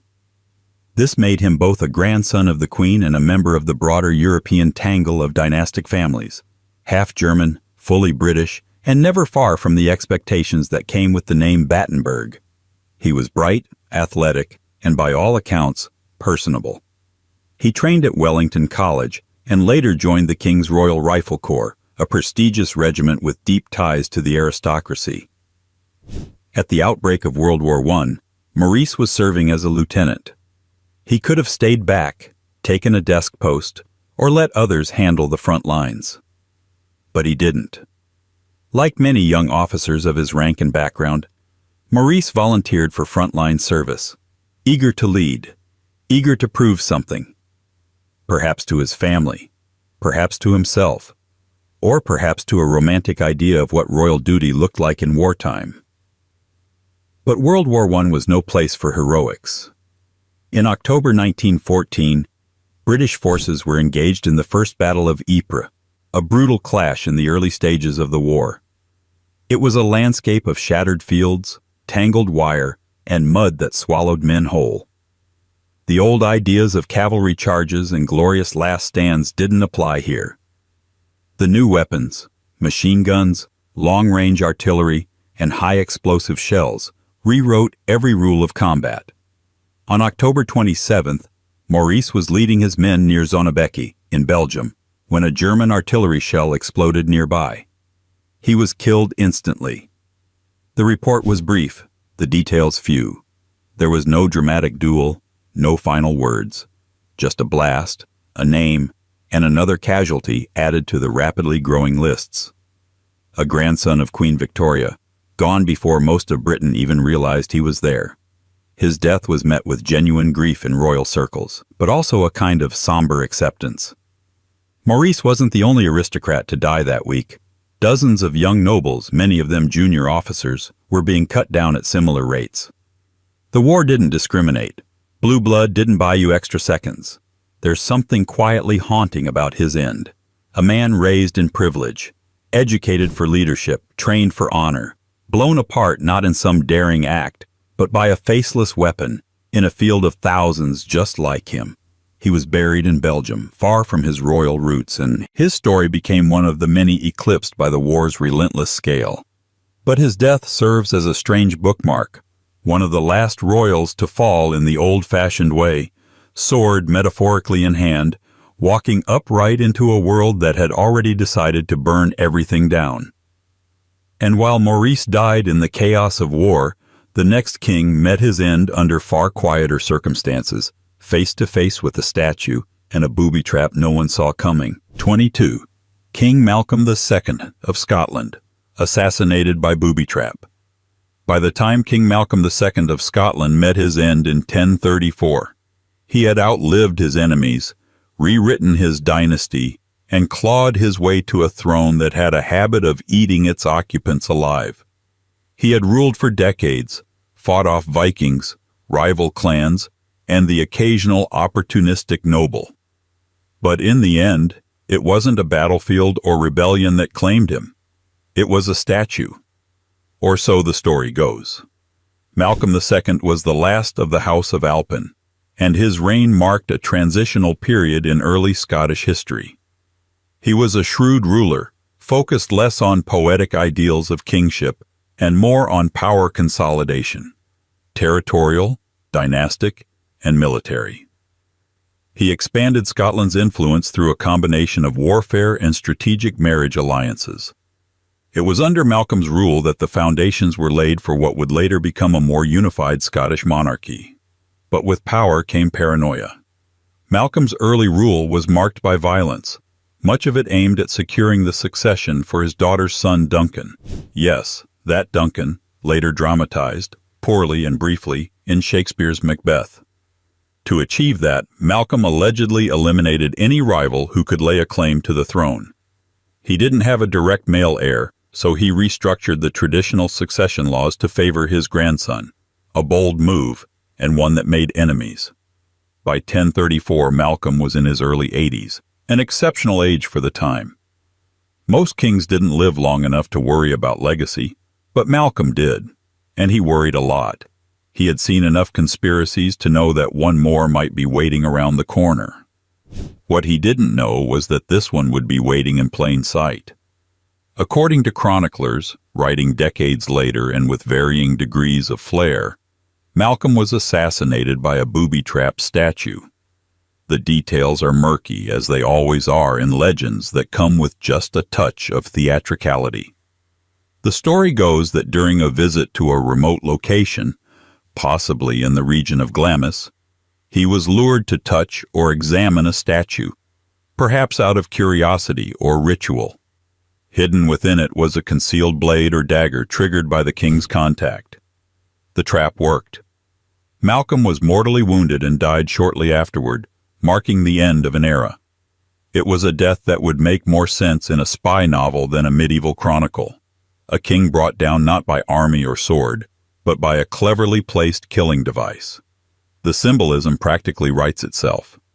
After a lifetime of removing rivals, he was outmaneuvered not by ambition, but by ingenuity. Was it true? Historians have their doubts. The tale may have been embroidered or entirely fabricated to dramatize an otherwise mundane royal death. But the legend stuck precisely because it fit Malcolm's story. A paranoid king surrounded by plots, finally undone by the one he didn't see coming. His death paved the way for Duncan's succession and, in turn, the rise of Macbeth. Not the cursed play, but the real man who would take Duncan's throne soon after. But if Malcolm's death feels like something out of a murder mystery, the next prince's fate veers into full absurdist territory. a nobleman allegedly undone by something as small and deadly as a cherry stone. 23. Prince Frederick, Duke of York, choked on a cherry pit. In the grand theater of royal demise, some deaths arrive with trumpets and conspiracies, others with slow fades into illness and age. And then there's the case of Prince Frederick, Duke of York and Albany, the second son of King George III, whose alleged cause of death reads less like history and more like the punchline to a particularly cruel joke: choked on a cherry stone. Born in 1763, Frederick was raised with all the pomp and privilege expected of a royal son. He was groomed for greatness, though the throne was never meant for him. That job went to his older brother, the future King George IV, a man whose reign would be defined by indulgence, debt, and waste-expanding scandals. By contrast, Frederick was dutiful, serious, and occasionally mocked for being a bit too stiff in both personality and posture. But if he lacked charisma, he made up for it with rank. At just 17, he was made a bishop, and soon after appointed Commander-in-Chief of the British Army, a position he held for decades. Despite having no record as a particularly brilliant field commander, he's remembered for implementing crucial reforms in the British military, especially after the embarrassing failures during the French Revolutionary Wars. He professionalized officer training, introduced merit-based promotions, and helped shape the army that would later stand firm at Waterloo. In short, he was more competent than colorful. Which brings us to his death in 1827. Official records state that Prince Frederick died of dropsy, an old-fashioned term for edema likely caused by kidney or heart failure. He'd been ill for some time, increasingly withdrawn from public life. That explanation is dull, medical, and plausible. But it's not the version people remember. According to persistent rumor, the Duke of York died in an altogether more embarrassing fashion. He choked on a cherry pit, one careless bite, one stray stone, and the second highest-ranking royal in the kingdom is reduced to a cautionary tale about eating too quickly. There's no contemporary evidence to confirm this story. It likely emerged as gossip or satire, perhaps tied to the public's growing impatience with the royal family's endless privileges and detached lifestyle. Yet the rumor stuck because, in its absurdity, it captured something about Frederick, a man who always tried to do the right thing, but never quite escaped being the second choice. Second son, second best, second to none in the army, but never first in the public's imagination. The cherry pit story is less about fact and more about folklore, a little dig at the idea that power protects. Because here, even royalty could be undone not by war or scandal, but by fruit. And yet, as ridiculous as a cherry stone may seem, it wasn't the first time royal intestines would be the subject of national concern. The next queen on our list, strong-willed and sharp-tongued, faced a far more gruesome fate in the name of medicine, dying not from her ailments, but from the very hands that tried to save her. 24. Queen Caroline of Ansbach, embarrassing surgery. Royalty has a long tradition of being treated by the best physicians money and power can summon. Unfortunately, in the 18th century, that didn't always mean they knew what they were doing. In the case of Queen Caroline of Ansbach, wife of King George II, her final chapter is a story not of war, scandal, or assassination, but of medical overconfidence, bad timing, and a queen who managed to maintain her wit and composure even as her doctors quite literally cut her open and made everything worse. Caroline of Ansbach was not your average consort. She was highly educated, politically savvy, and widely regarded as one of the sharpest minds at the Georgian court. Behind the scenes, she played a significant role in shaping British politics, advising ministers, smoothing over her husband's many temperamental outbursts, and serving as the real glue holding the Hanoverian monarchy together during its early, uneasy years. She was clever, calm under pressure, and respected by those who understood how much work she did to make her husband look competent. By 1737, however, Caroline's health began to falter. What started as abdominal discomfort escalated quickly into something far more serious. Physicians soon diagnosed her with an intestinal hernia, a condition that, even today, requires careful surgical intervention. But in 18th century Britain, surgery was closer to guesswork than science, performed without anesthesia, in unsanitary conditions, and based largely on anatomical theories that were often more philosophical than factual. Still, Caroline, ever the stoic, agreed to the procedure. What happened next was, tragically, a combination of urgency and incompetence. The royal physicians performed multiple operations, hoping to relieve her symptoms. During one of them, they accidentally punctured her bowel, a catastrophic mistake. Infection set in rapidly. Caroline, in immense pain, endured it with a level of grace that astonished even her critics. And then she did something uniquely Caroline. She made jokes. As her condition deteriorated and death became inevitable, Caroline reportedly remained sharp, even teasing her husband in her final days. George II, uncharacteristically emotional, told her he couldn't live without her. Her dry response? "You will, George." He did, for another 23 years. Caroline died on November 20th, 1737, after 8 agonizing days. The court went into mourning, but the grief was tinged with awkwardness. Everyone knew that her death hadn't been necessary. Not entirely. If anything, it was a result of flawed judgment by the very doctors assigned to protect her life. And yet, no inquiries were made. No heads rolled. Royal physicians remained royal physicians. History remembered Caroline kindly, as a wise and capable queen who endured much in private while guiding a volatile monarchy in public. But her death stands as a grim reminder of the limits of privilege. All the titles, jewels, and influence in the world couldn't protect her from a scalpel wielded in uncertainty. Still, at least Caroline was mourned. The next king on our list died not surrounded by family or honored by ceremony, but alone and unexpectedly, still clutching the title of unready, even at the very end. 25. King Ethelred the Unready. Death by bad timing. If names were fate, then King Ethelred the Unready never stood a chance. Even centuries later, his unfortunate epithet sticks like medieval chewing gum to his reputation. Comic, tragic, and vaguely accusatory. Though often misunderstood, unready didn't mean unprepared in the modern sense. It came from the Old English unrad, meaning poor counsel or ill-advised. So he wasn't clueless, just cursed with terrible timing, even worse advisors, and a kingdom perpetually on the brink of collapse. Fittingly, his death would follow the same pattern. No dramatic battle, no grand betrayal, just a monarch who, true to form, exited the world with all the decisive flair of a man who missed the moment once again. Ethelred ruled England from 978 to 1016, though that tidy time frame is deceptive. His reign was marked by 2 coronations, 1 exile, and a kingdom teetering between Viking invasion and administrative exhaustion.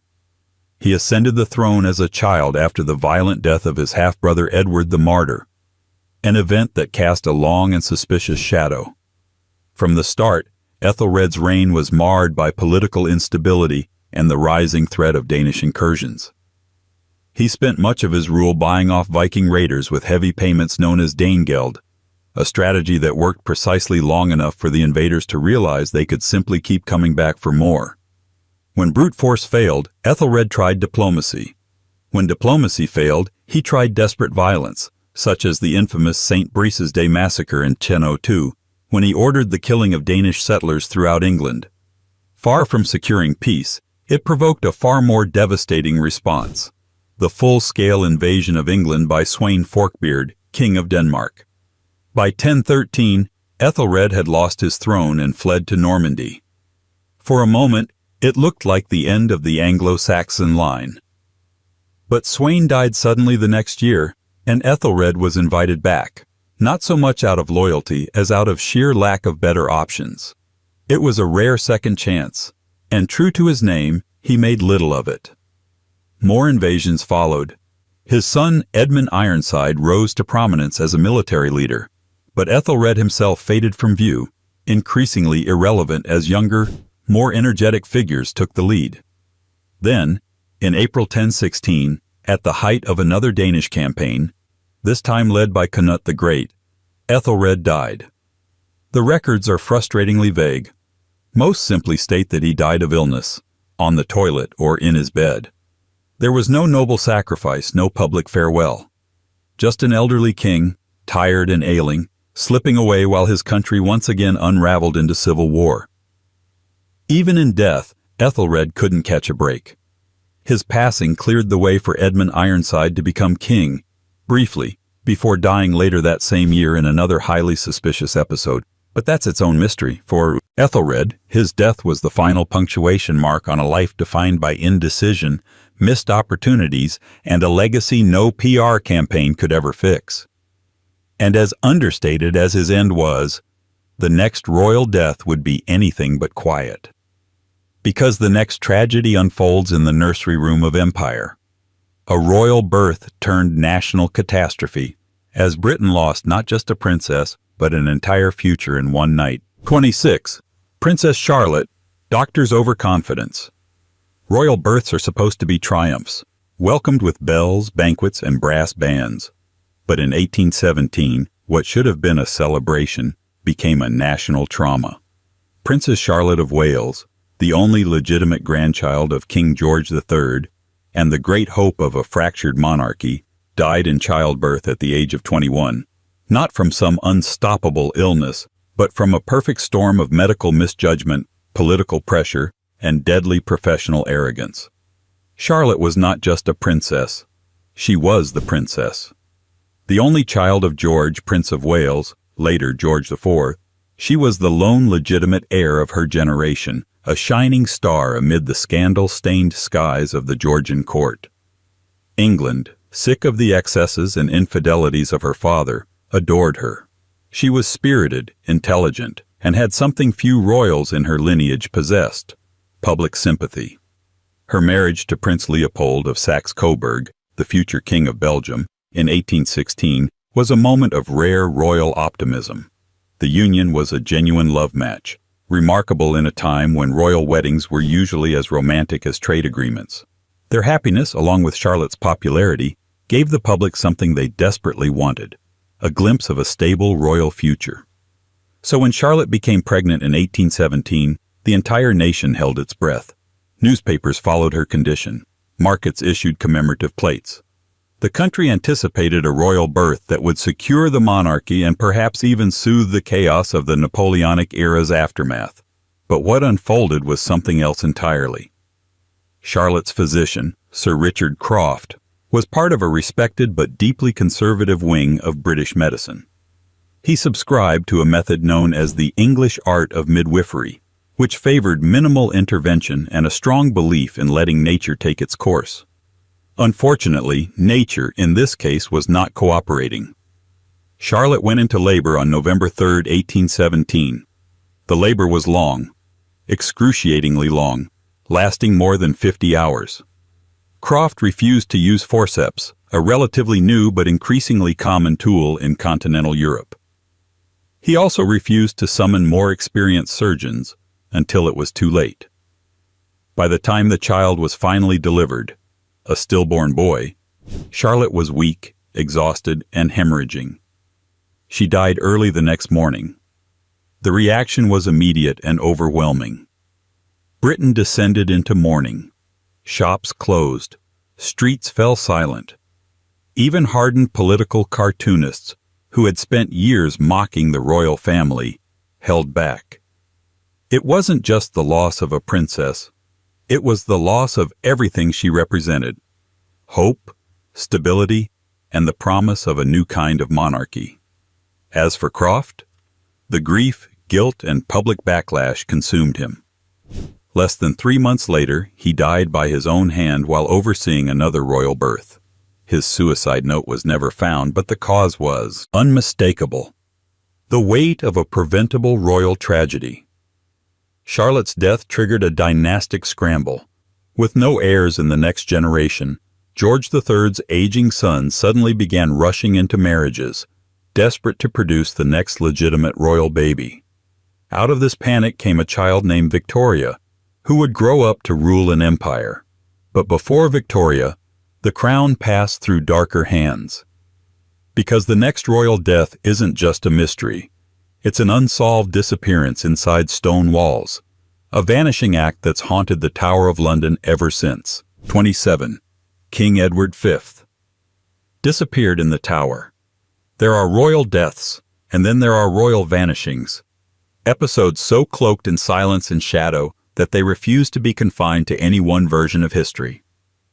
The story of King Edward V, a boy of just 12 years old, is not a tale of battle, illness, or misadventure. It is something far stranger, a slow erasure. A royal disappearance so cleanly executed and so stubbornly unresolved that it remains one of Britain's most persistent and unsettling mysteries. Edward was the eldest son of King Edward IV and Elizabeth Woodville, born into the swirling chaos of the Wars of the Roses. As a child, he was intelligent, well-spoken, and precociously aware of his royal role. His future seemed all but assured, until his father died suddenly in April 1483, thrusting young Edward onto the throne and into the crosshairs of power-hungry factions before he had even grasped the full meaning of kingship. He was proclaimed king almost immediately, but a coronation never happened. The real trouble began with his uncle, Richard, Duke of Gloucester. Richard was named Lord Protector until Edward came of age, a move that might have made sense in theory, but quickly transformed into something else entirely. Under the pretense of protecting the new king, Richard seized custody of Edward, moved him into the Tower of London, and gradually isolated him from his allies, his mother, and even his younger brother, Richard of Shrewsbury. At first, the Tower wasn't a prison. It was a traditional royal residence, often used as a safe place to house monarchs before coronation. But the coronation never came. Within weeks, Richard declared that Edward and his brother were illegitimate, supposedly because Edward IV had contracted a secret marriage before marrying Elizabeth Woodville, making all their children technically bastards. Parliament ratified this claim in the document known as Titulus Regius, and Richard took the crown for himself, becoming Richard III. The two young princes remained in the Tower, and then they were gone.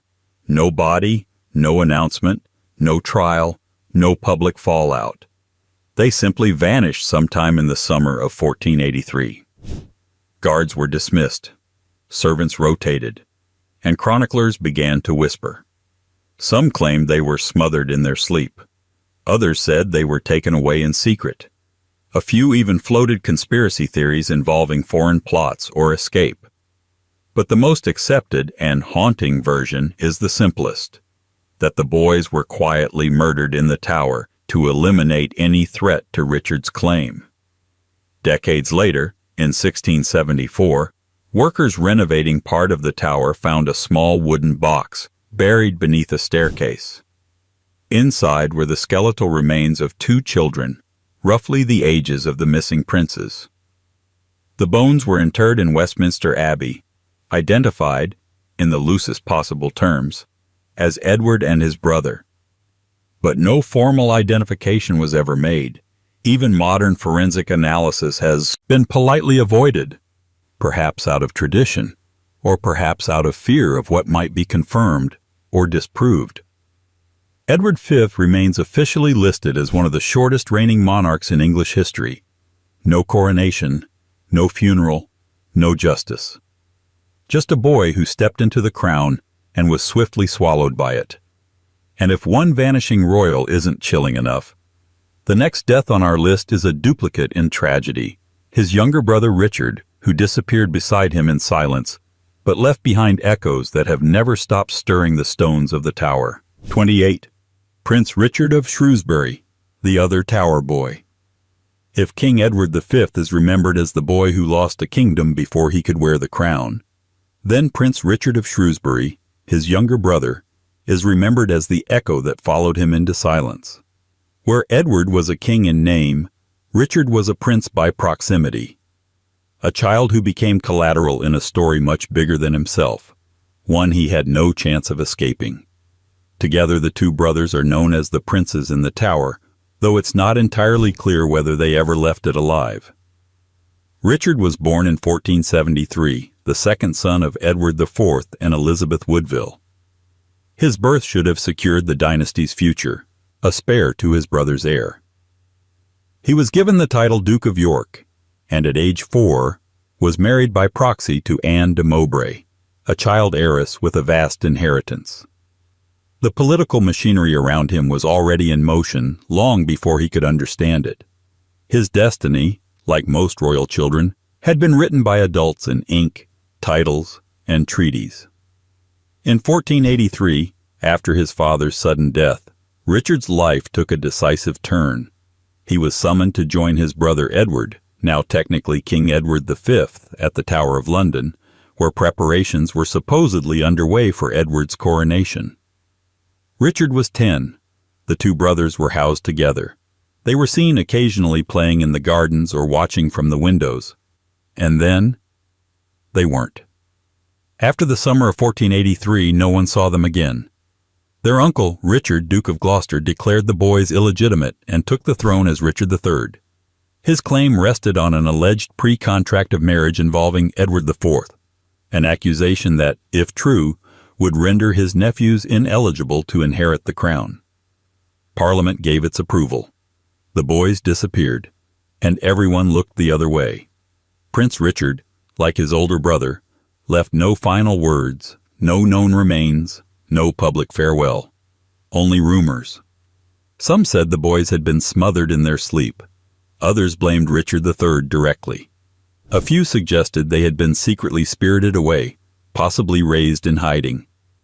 Centuries later, the idea that one of the princes survived inspired impostors, most famously Perkin Warbeck, who claimed to be Richard and led a rebellion against Henry VII. But the claim was never proven, and Warbeck was eventually executed. In 1674, when two small skeletons were discovered beneath a stairwell in the tower, they were assumed to be the princes. The bones were reburied in Westminster Abbey under a solemn, anonymous tomb that still draws visitors and debate. Modern forensic testing has never been conclusively allowed, possibly out of tradition, possibly out of royal discomfort. The mystery, like the tower itself, remains sealed. What makes Richard's death especially haunting is that he was never really known. He had no reign, no public voice, no role outside his brothers. His entire historical footprint is as someone else's shadow. A boy defined by his disappearance, by what people feared had happened, and by the silence that followed. If Edward was the fallen heir, Richard was the forgotten one. And yet, in the fog of confusion and overlapping stories, another royal Richard emerges, this time not a boy, but a Henry. A historical misprint, a name tangled in confusion. A man who may not have even existed as claimed, but who, according to old scribes, somehow managed to die multiple times, without ever quite being sure which Henry he was. 29. King Henry VI of Scotland. The fictional overlap. In the well-worn pages of medieval chronicles, where fact often flirts with fiction and confusion reigns supreme, there's a peculiar ghost in the royal ledger, King Henry VI of Scotland, a monarch who, according to some historical misfires, may have died multiple times across multiple kingdoms, all while never technically existing in the first place. Yes, you read that correctly. There has never been a Henry VI of Scotland. And yet, he shows up, frequently, in 17th and 18th century texts, footnotes, family trees, and amateur histories, as if he were a real, tragic, flesh and blood king. Chroniclers sometimes confused him with the actual Henry VI of England, the pious and mentally fragile monarch who was deposed during the Wars of the Roses, and whom we met earlier in this series. Others seem to have conjured him entirely, mixing up names, dates, and royal lineages with the enthusiasm of someone assembling a jigsaw puzzle in the dark. The result? A phantom monarch. In some of these errant records, this non-existent Henry VI of Scotland dies nobly in battle. In others, he perishes in exile, poisoned by political rivals. A few accounts claim he was a child king overthrown by a usurper, always unnamed, always suspicious. The details shift, mutate, and contradict each other, but they keep showing up. It's as though history, already packed with brutal battles, unfortunate toilets, and exploding monarchs, decided to sprinkle in an entirely fictional royal death just for the flavor. But how did this happen? The confusion likely stems from a perfect storm of overlapping dynasties, reused royal names, and inconsistent scribal practices. The English and Scottish monarchies, though distinct, often shared names, James's, Edward's, and Henry's in particular. Add in the frequent cross-border marriages, treaties, and betrayals, and it's not hard to see how someone, somewhere, might have assumed that Scotland must have had a Henry VI tucked in there somewhere. It didn't help that Henry VI of England spent parts of his troubled reign engaged with Scottish affairs, retreating north during times of political upheaval, aligning with Scottish nobles, and briefly being held in the borderlands. For less detail-oriented chroniclers, or the occasional agenda-driven pamphleteer, this was enough to blur national boundaries and assign him a second crown he never wore. And so, over time, the myth calcified. A Scottish king named Henry VI who, depending on which errant manuscript you consult, died tragically, mysteriously, or symbolically, often with all the melodrama of a Shakespearean subplot and none of the fact-checking. This isn't just a clerical error. It's a bizarre reminder of how history can manufacture ghosts out of paperwork, how monarchs can be created posthumously, not by coronation or conquest, but by someone's bad handwriting. And perhaps that's the strangest royal death of all. Not the messy end of a real king, but the imagined demise of a monarch who never lived, yet still managed to die, repeatedly, in the margins of historical imagination. But if mistaken identities and scribal errors can fabricate a monarch, the next royal death is very real, very bloody, and shockingly intimate. A family feud taken to lethal extremes at a dinner table in medieval Wales. 30. King Owain, Gwyned's sons, death by family feud. In the highlands and hearths of 12th century Wales, royal drama didn't always come from foreign invasions or courtly intrigue. Sometimes it arrived over the dinner table. In the case of King Owain Gwyned's sons, the stage was not a battlefield or a throne room, but a domestic setting, a meal shared among siblings that turned from tense to terminal in what can only be described as one of the most absurdly domestic royal deaths in British history. Owain Gwynedd, who ruled from around 1137 until his death in 1170, was one of the most powerful and respected Welsh kings of the medieval period. He defended his kingdom of Gwynedd against both Norman incursions and English kings with a mix of military strength and political cunning. He was widely considered the first to carry the title Prince of Wales in any serious political sense. But for all his strength as a ruler, Owain's personal life was a tangle of romantic entanglements and dynastic chaos. He fathered at least 13 sons, possibly more, with various wives and mistresses. Some were legitimate, many were not. And all of them, regardless of birth status, seemed to believe they had a valid claim to his throne. The result was a pressure cooker of sibling rivalry, political maneuvering, and bad blood stewing in the halls of royal palaces and mountain fortresses.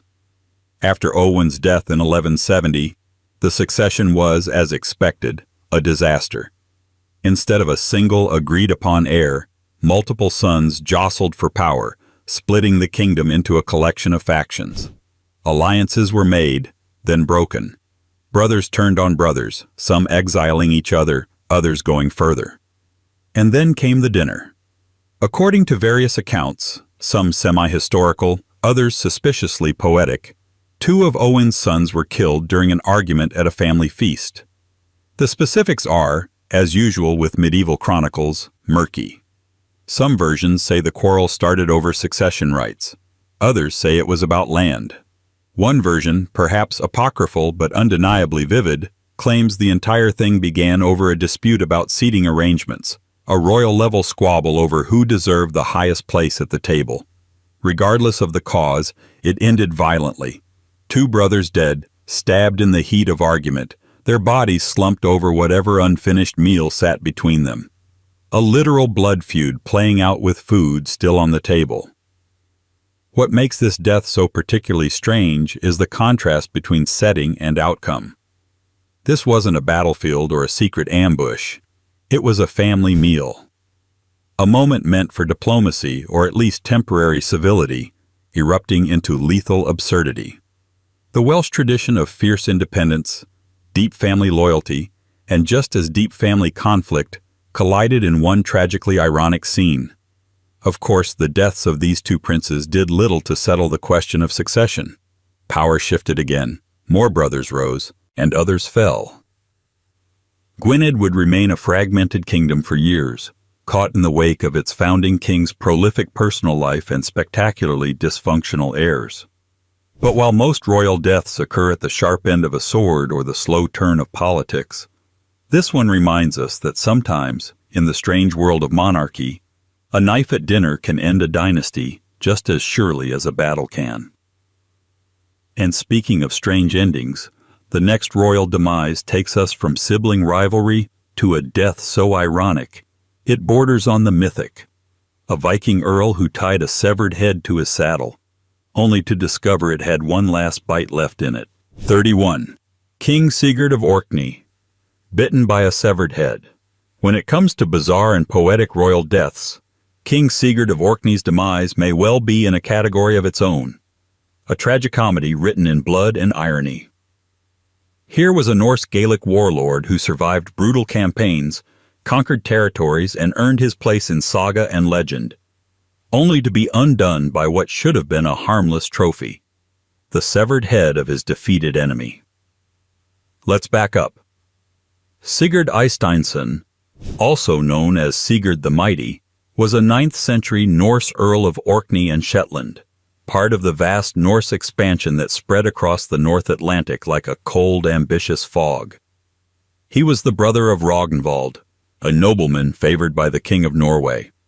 As part of the Norse push westward, Sigurd was granted control of the Orkney Islands, an archipelago rich in strategic value and poor in friendly neighbors. From there, Sigurd's ambition grew.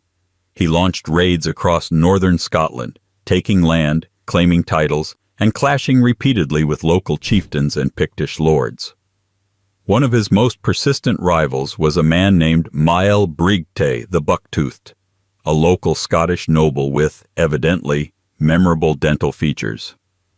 Their relationship, unsurprisingly, ended in war. According to the Orkney Inga saga, a semi-mythical Norse chronicle of the region's early history, Sigurd challenged Mael Brigte to a pitched battle, each to bring 40 men, meeting on equal terms. Sigurd, showing the time-honored Norse respect for balanced conflict, brought 80. The battle was a bloodbath. Sigurd won. Brigte and his men were slaughtered. To commemorate his victory, Sigurd did what any self-respecting 9th century Viking warlord might do. He had his fallen enemy's head severed and strapped to his saddle as a grisly war trophy. And here's where things turn from epic to absurd. As Sigurd rode triumphantly home, the jostling of the horse caused Brigte's head to bounce against his leg. But Brigte, though quite dead, had not yet finished fighting. The saga tells us that his protruding tooth, yes, the infamous bucktooth, scraped or punctured Sigurd's leg as the head swung from the saddle. The wound became infected, and Sigurd, conqueror of lands and breaker of treaties, died from it. It's hard to overstate how bizarre this is. A Viking warrior who survived blades, arrows, and the harshest elements imaginable, felled by a dead man's dental work. It's like something out of dark Norse slapstick. A final twist of fate so pointed, so almost literary, that it feels tailor-made for moralizing. And maybe that's why the story has stuck for over a millennium. Whether every detail is true or embellished doesn't really matter. Sigurd's death has lived on because it feels right. A punishment handed down not by gods or armies, but by the smug grin of poetic justice. To die from a posthumous bite is to die twice, once as a warrior and once as a punchline. In the end, Sigurd got his victory, but his trophy got the last word. And while his end came from an ironic accident, the next royal death brings us back to a more familiar setting, the banquet table, where too much of everything became the downfall of a Scottish king who couldn't say no to indulgence. 32. King David II of Scotland overindulged himself. In the catalogue of royal demises, there's a special shelf reserved for kings who were not defeated by swords, arrows, or palace intrigue, but by their own appetites. King David II of Scotland, son of the legendary Robert the Bruce, lived a life framed by warfare, captivity, and diplomatic crises. And yet, after all the battles, betrayals, and long negotiations, his story ends not with an enemy blade, but with an ominous and vague verdict from chroniclers. He overindulged himself. Translation? He quite possibly ate and drank himself to death. David was born in 1324 and inherited the Scottish throne at the tender age of 5, following the death of his father, Robert Rhys, the warrior king who had led Scotland to independence against England. Those were colossal shoes to fill, and David spent much of his life wobbling around inside them. His reign was marked by a series of invasions, occupations, and one especially humiliating capture. In 1346, during yet another cross-border scrap with the English, David was taken prisoner at the Battle of Neville's Cross and held in England for 11 years. During that time, Scotland was ruled in his absence by various regents, and though David was eventually ransomed and returned to his throne, the scars, both personal and political, ran deep. His rule never truly recovered. The nobles were fractious, the crown perpetually broke, and his attempts to secure a successor were repeatedly frustrated. David tried everything, including proposing that a son of the English king inherit the Scottish throne after him, an idea so unpopular that it nearly caused a civil war. And so, in the final stretch of his reign, David did what many disillusioned kings have done throughout history. He retreated into the pleasures of the court. He remarried, he feasted, he threw lavish banquets, and gradually the chroniclers stopped mentioning foreign policy and start mentioning excess. By the time he died in 1371, the official cause of death wasn't listed as poisoning, assassination, or war wounds. Instead, most sources say simply that David succumbed to a lifestyle of unchecked indulgence. No elaborate conspiracy, no climactic tragedy, just too much food, too much drink, and a body that finally said no more. It's a strangely anticlimactic ending for a king who had been through so much. A man who spent over a decade in enemy captivity, survived political uprisings, and navigated a kingdom in constant danger, brought down by his own comforts. If the earlier years of his life were forged in fire, the later years were drowned in wine sauce and royal fatigue. And yet, there's something oddly fitting about it. David II ruled in the long shadow of his father, the warrior king. He tried to make peace where others waged war. He failed often, but he survived longer than many expected. Perhaps by the end, he simply gave up trying to fight the inevitable. He died, childless, and with his death, the House of Bruce ended. The crown passed to the Stuarts, beginning a new and even more chaotic dynasty. But if David's ending was indulgent, the next prince's death was simply absurd. A young noble killed not by politics or poison, but in a petty squabble with his own men, possibly over food. 33. Prince John of Eltham, killed in a quarrel. If there's one thing that binds the tapestry of royal deaths together, it's this. You never quite know what will take a prince down. Sometimes it's a battlefield. Sometimes it's a plague. And sometimes, if you're Prince John of Eltham, it's an argument that gets out of hand in the wrong place, at the wrong time, with the wrong people. John of Eltham was born in 1316, the second son of King Edward II and Queen Isabella of France, which means he was born into a royal family already cracking under the weight of its own dysfunction. His father's reign was a disastrous mess of political favorites, lost wars, and eventual deposition. His mother led the charge to overthrow the king, and his older brother would grow up to become Edward III, one of England's most celebrated monarchs. So where did that leave John? Somewhere in between.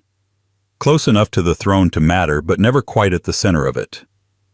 He was given the title Earl of Cornwall at age 11, and was considered intelligent, able, and, according to some, more level-headed than his famously volatile relatives. He grew up in his brother's shadow, but not without his own ambitions. By his early 20s, John was entrusted with leading military campaigns, most notably during Edward III's invasion of Scotland in the early 1330s. It was during this campaign that his strange and poorly recorded death occurred, a royal tragedy that feels less like medieval warfare and more like a tale told at the back of a tavern. The year was 1336, and John was in the north of England, involved in the increasingly bitter conflict with the Scots. Tensions were high, supplies were short, tempers flared easily, and, according to scattered and conflicting chronicles, Prince John died during a quarrel with his own men. The details? Sparse. Some sources suggest it was a heated dispute with other commanders, possibly over military strategy or provisions. Others hint that the fight turned violent, and John was struck down in the chaos, possibly by accident, possibly not. There's even an unlikely version of the story that suggests a disagreement over dinner escalated into a deadly altercation. Whatever the truth, the outcome was the same. A prince dead in his mid-20s, not on the battlefield, but in what can only be described as a petty, preventable confrontation. What's particularly strange is the lack of royal investigation that followed. There was no national outcry, no great mourning. His body was returned and buried at Westminster Abbey, but his death was swept aside with minimal fuss. For someone so close to the crown, his end was almost quietly inconvenient, like a royal footnote no one wanted to read too closely. Some have speculated that Edward III, his older brother, may have intentionally buried the scandal, either out of embarrassment or because the truth was too awkward to publicize. A young prince representing royal authority killed by his own side? That wasn't a tale that made for inspiring sermons or proud retellings, so John of Eltham became the answer to a riddle no one bothered to finish, a promising royal figure undone by something so petty and ill-recorded that it left behind a legacy not of grandeur, but of frustrated curiosity. And yet, even in the odd company of royal deaths caused by dinner arguments and dental mishaps, John's demise feels like a fitting end to this long march through history's strangest royal farewells. A final reminder that for all their crowns and castles, even royals can go out in the most baffling, embarrassing, or absurd of ways. Because in the end, the throne might be gilded, but mortality never is.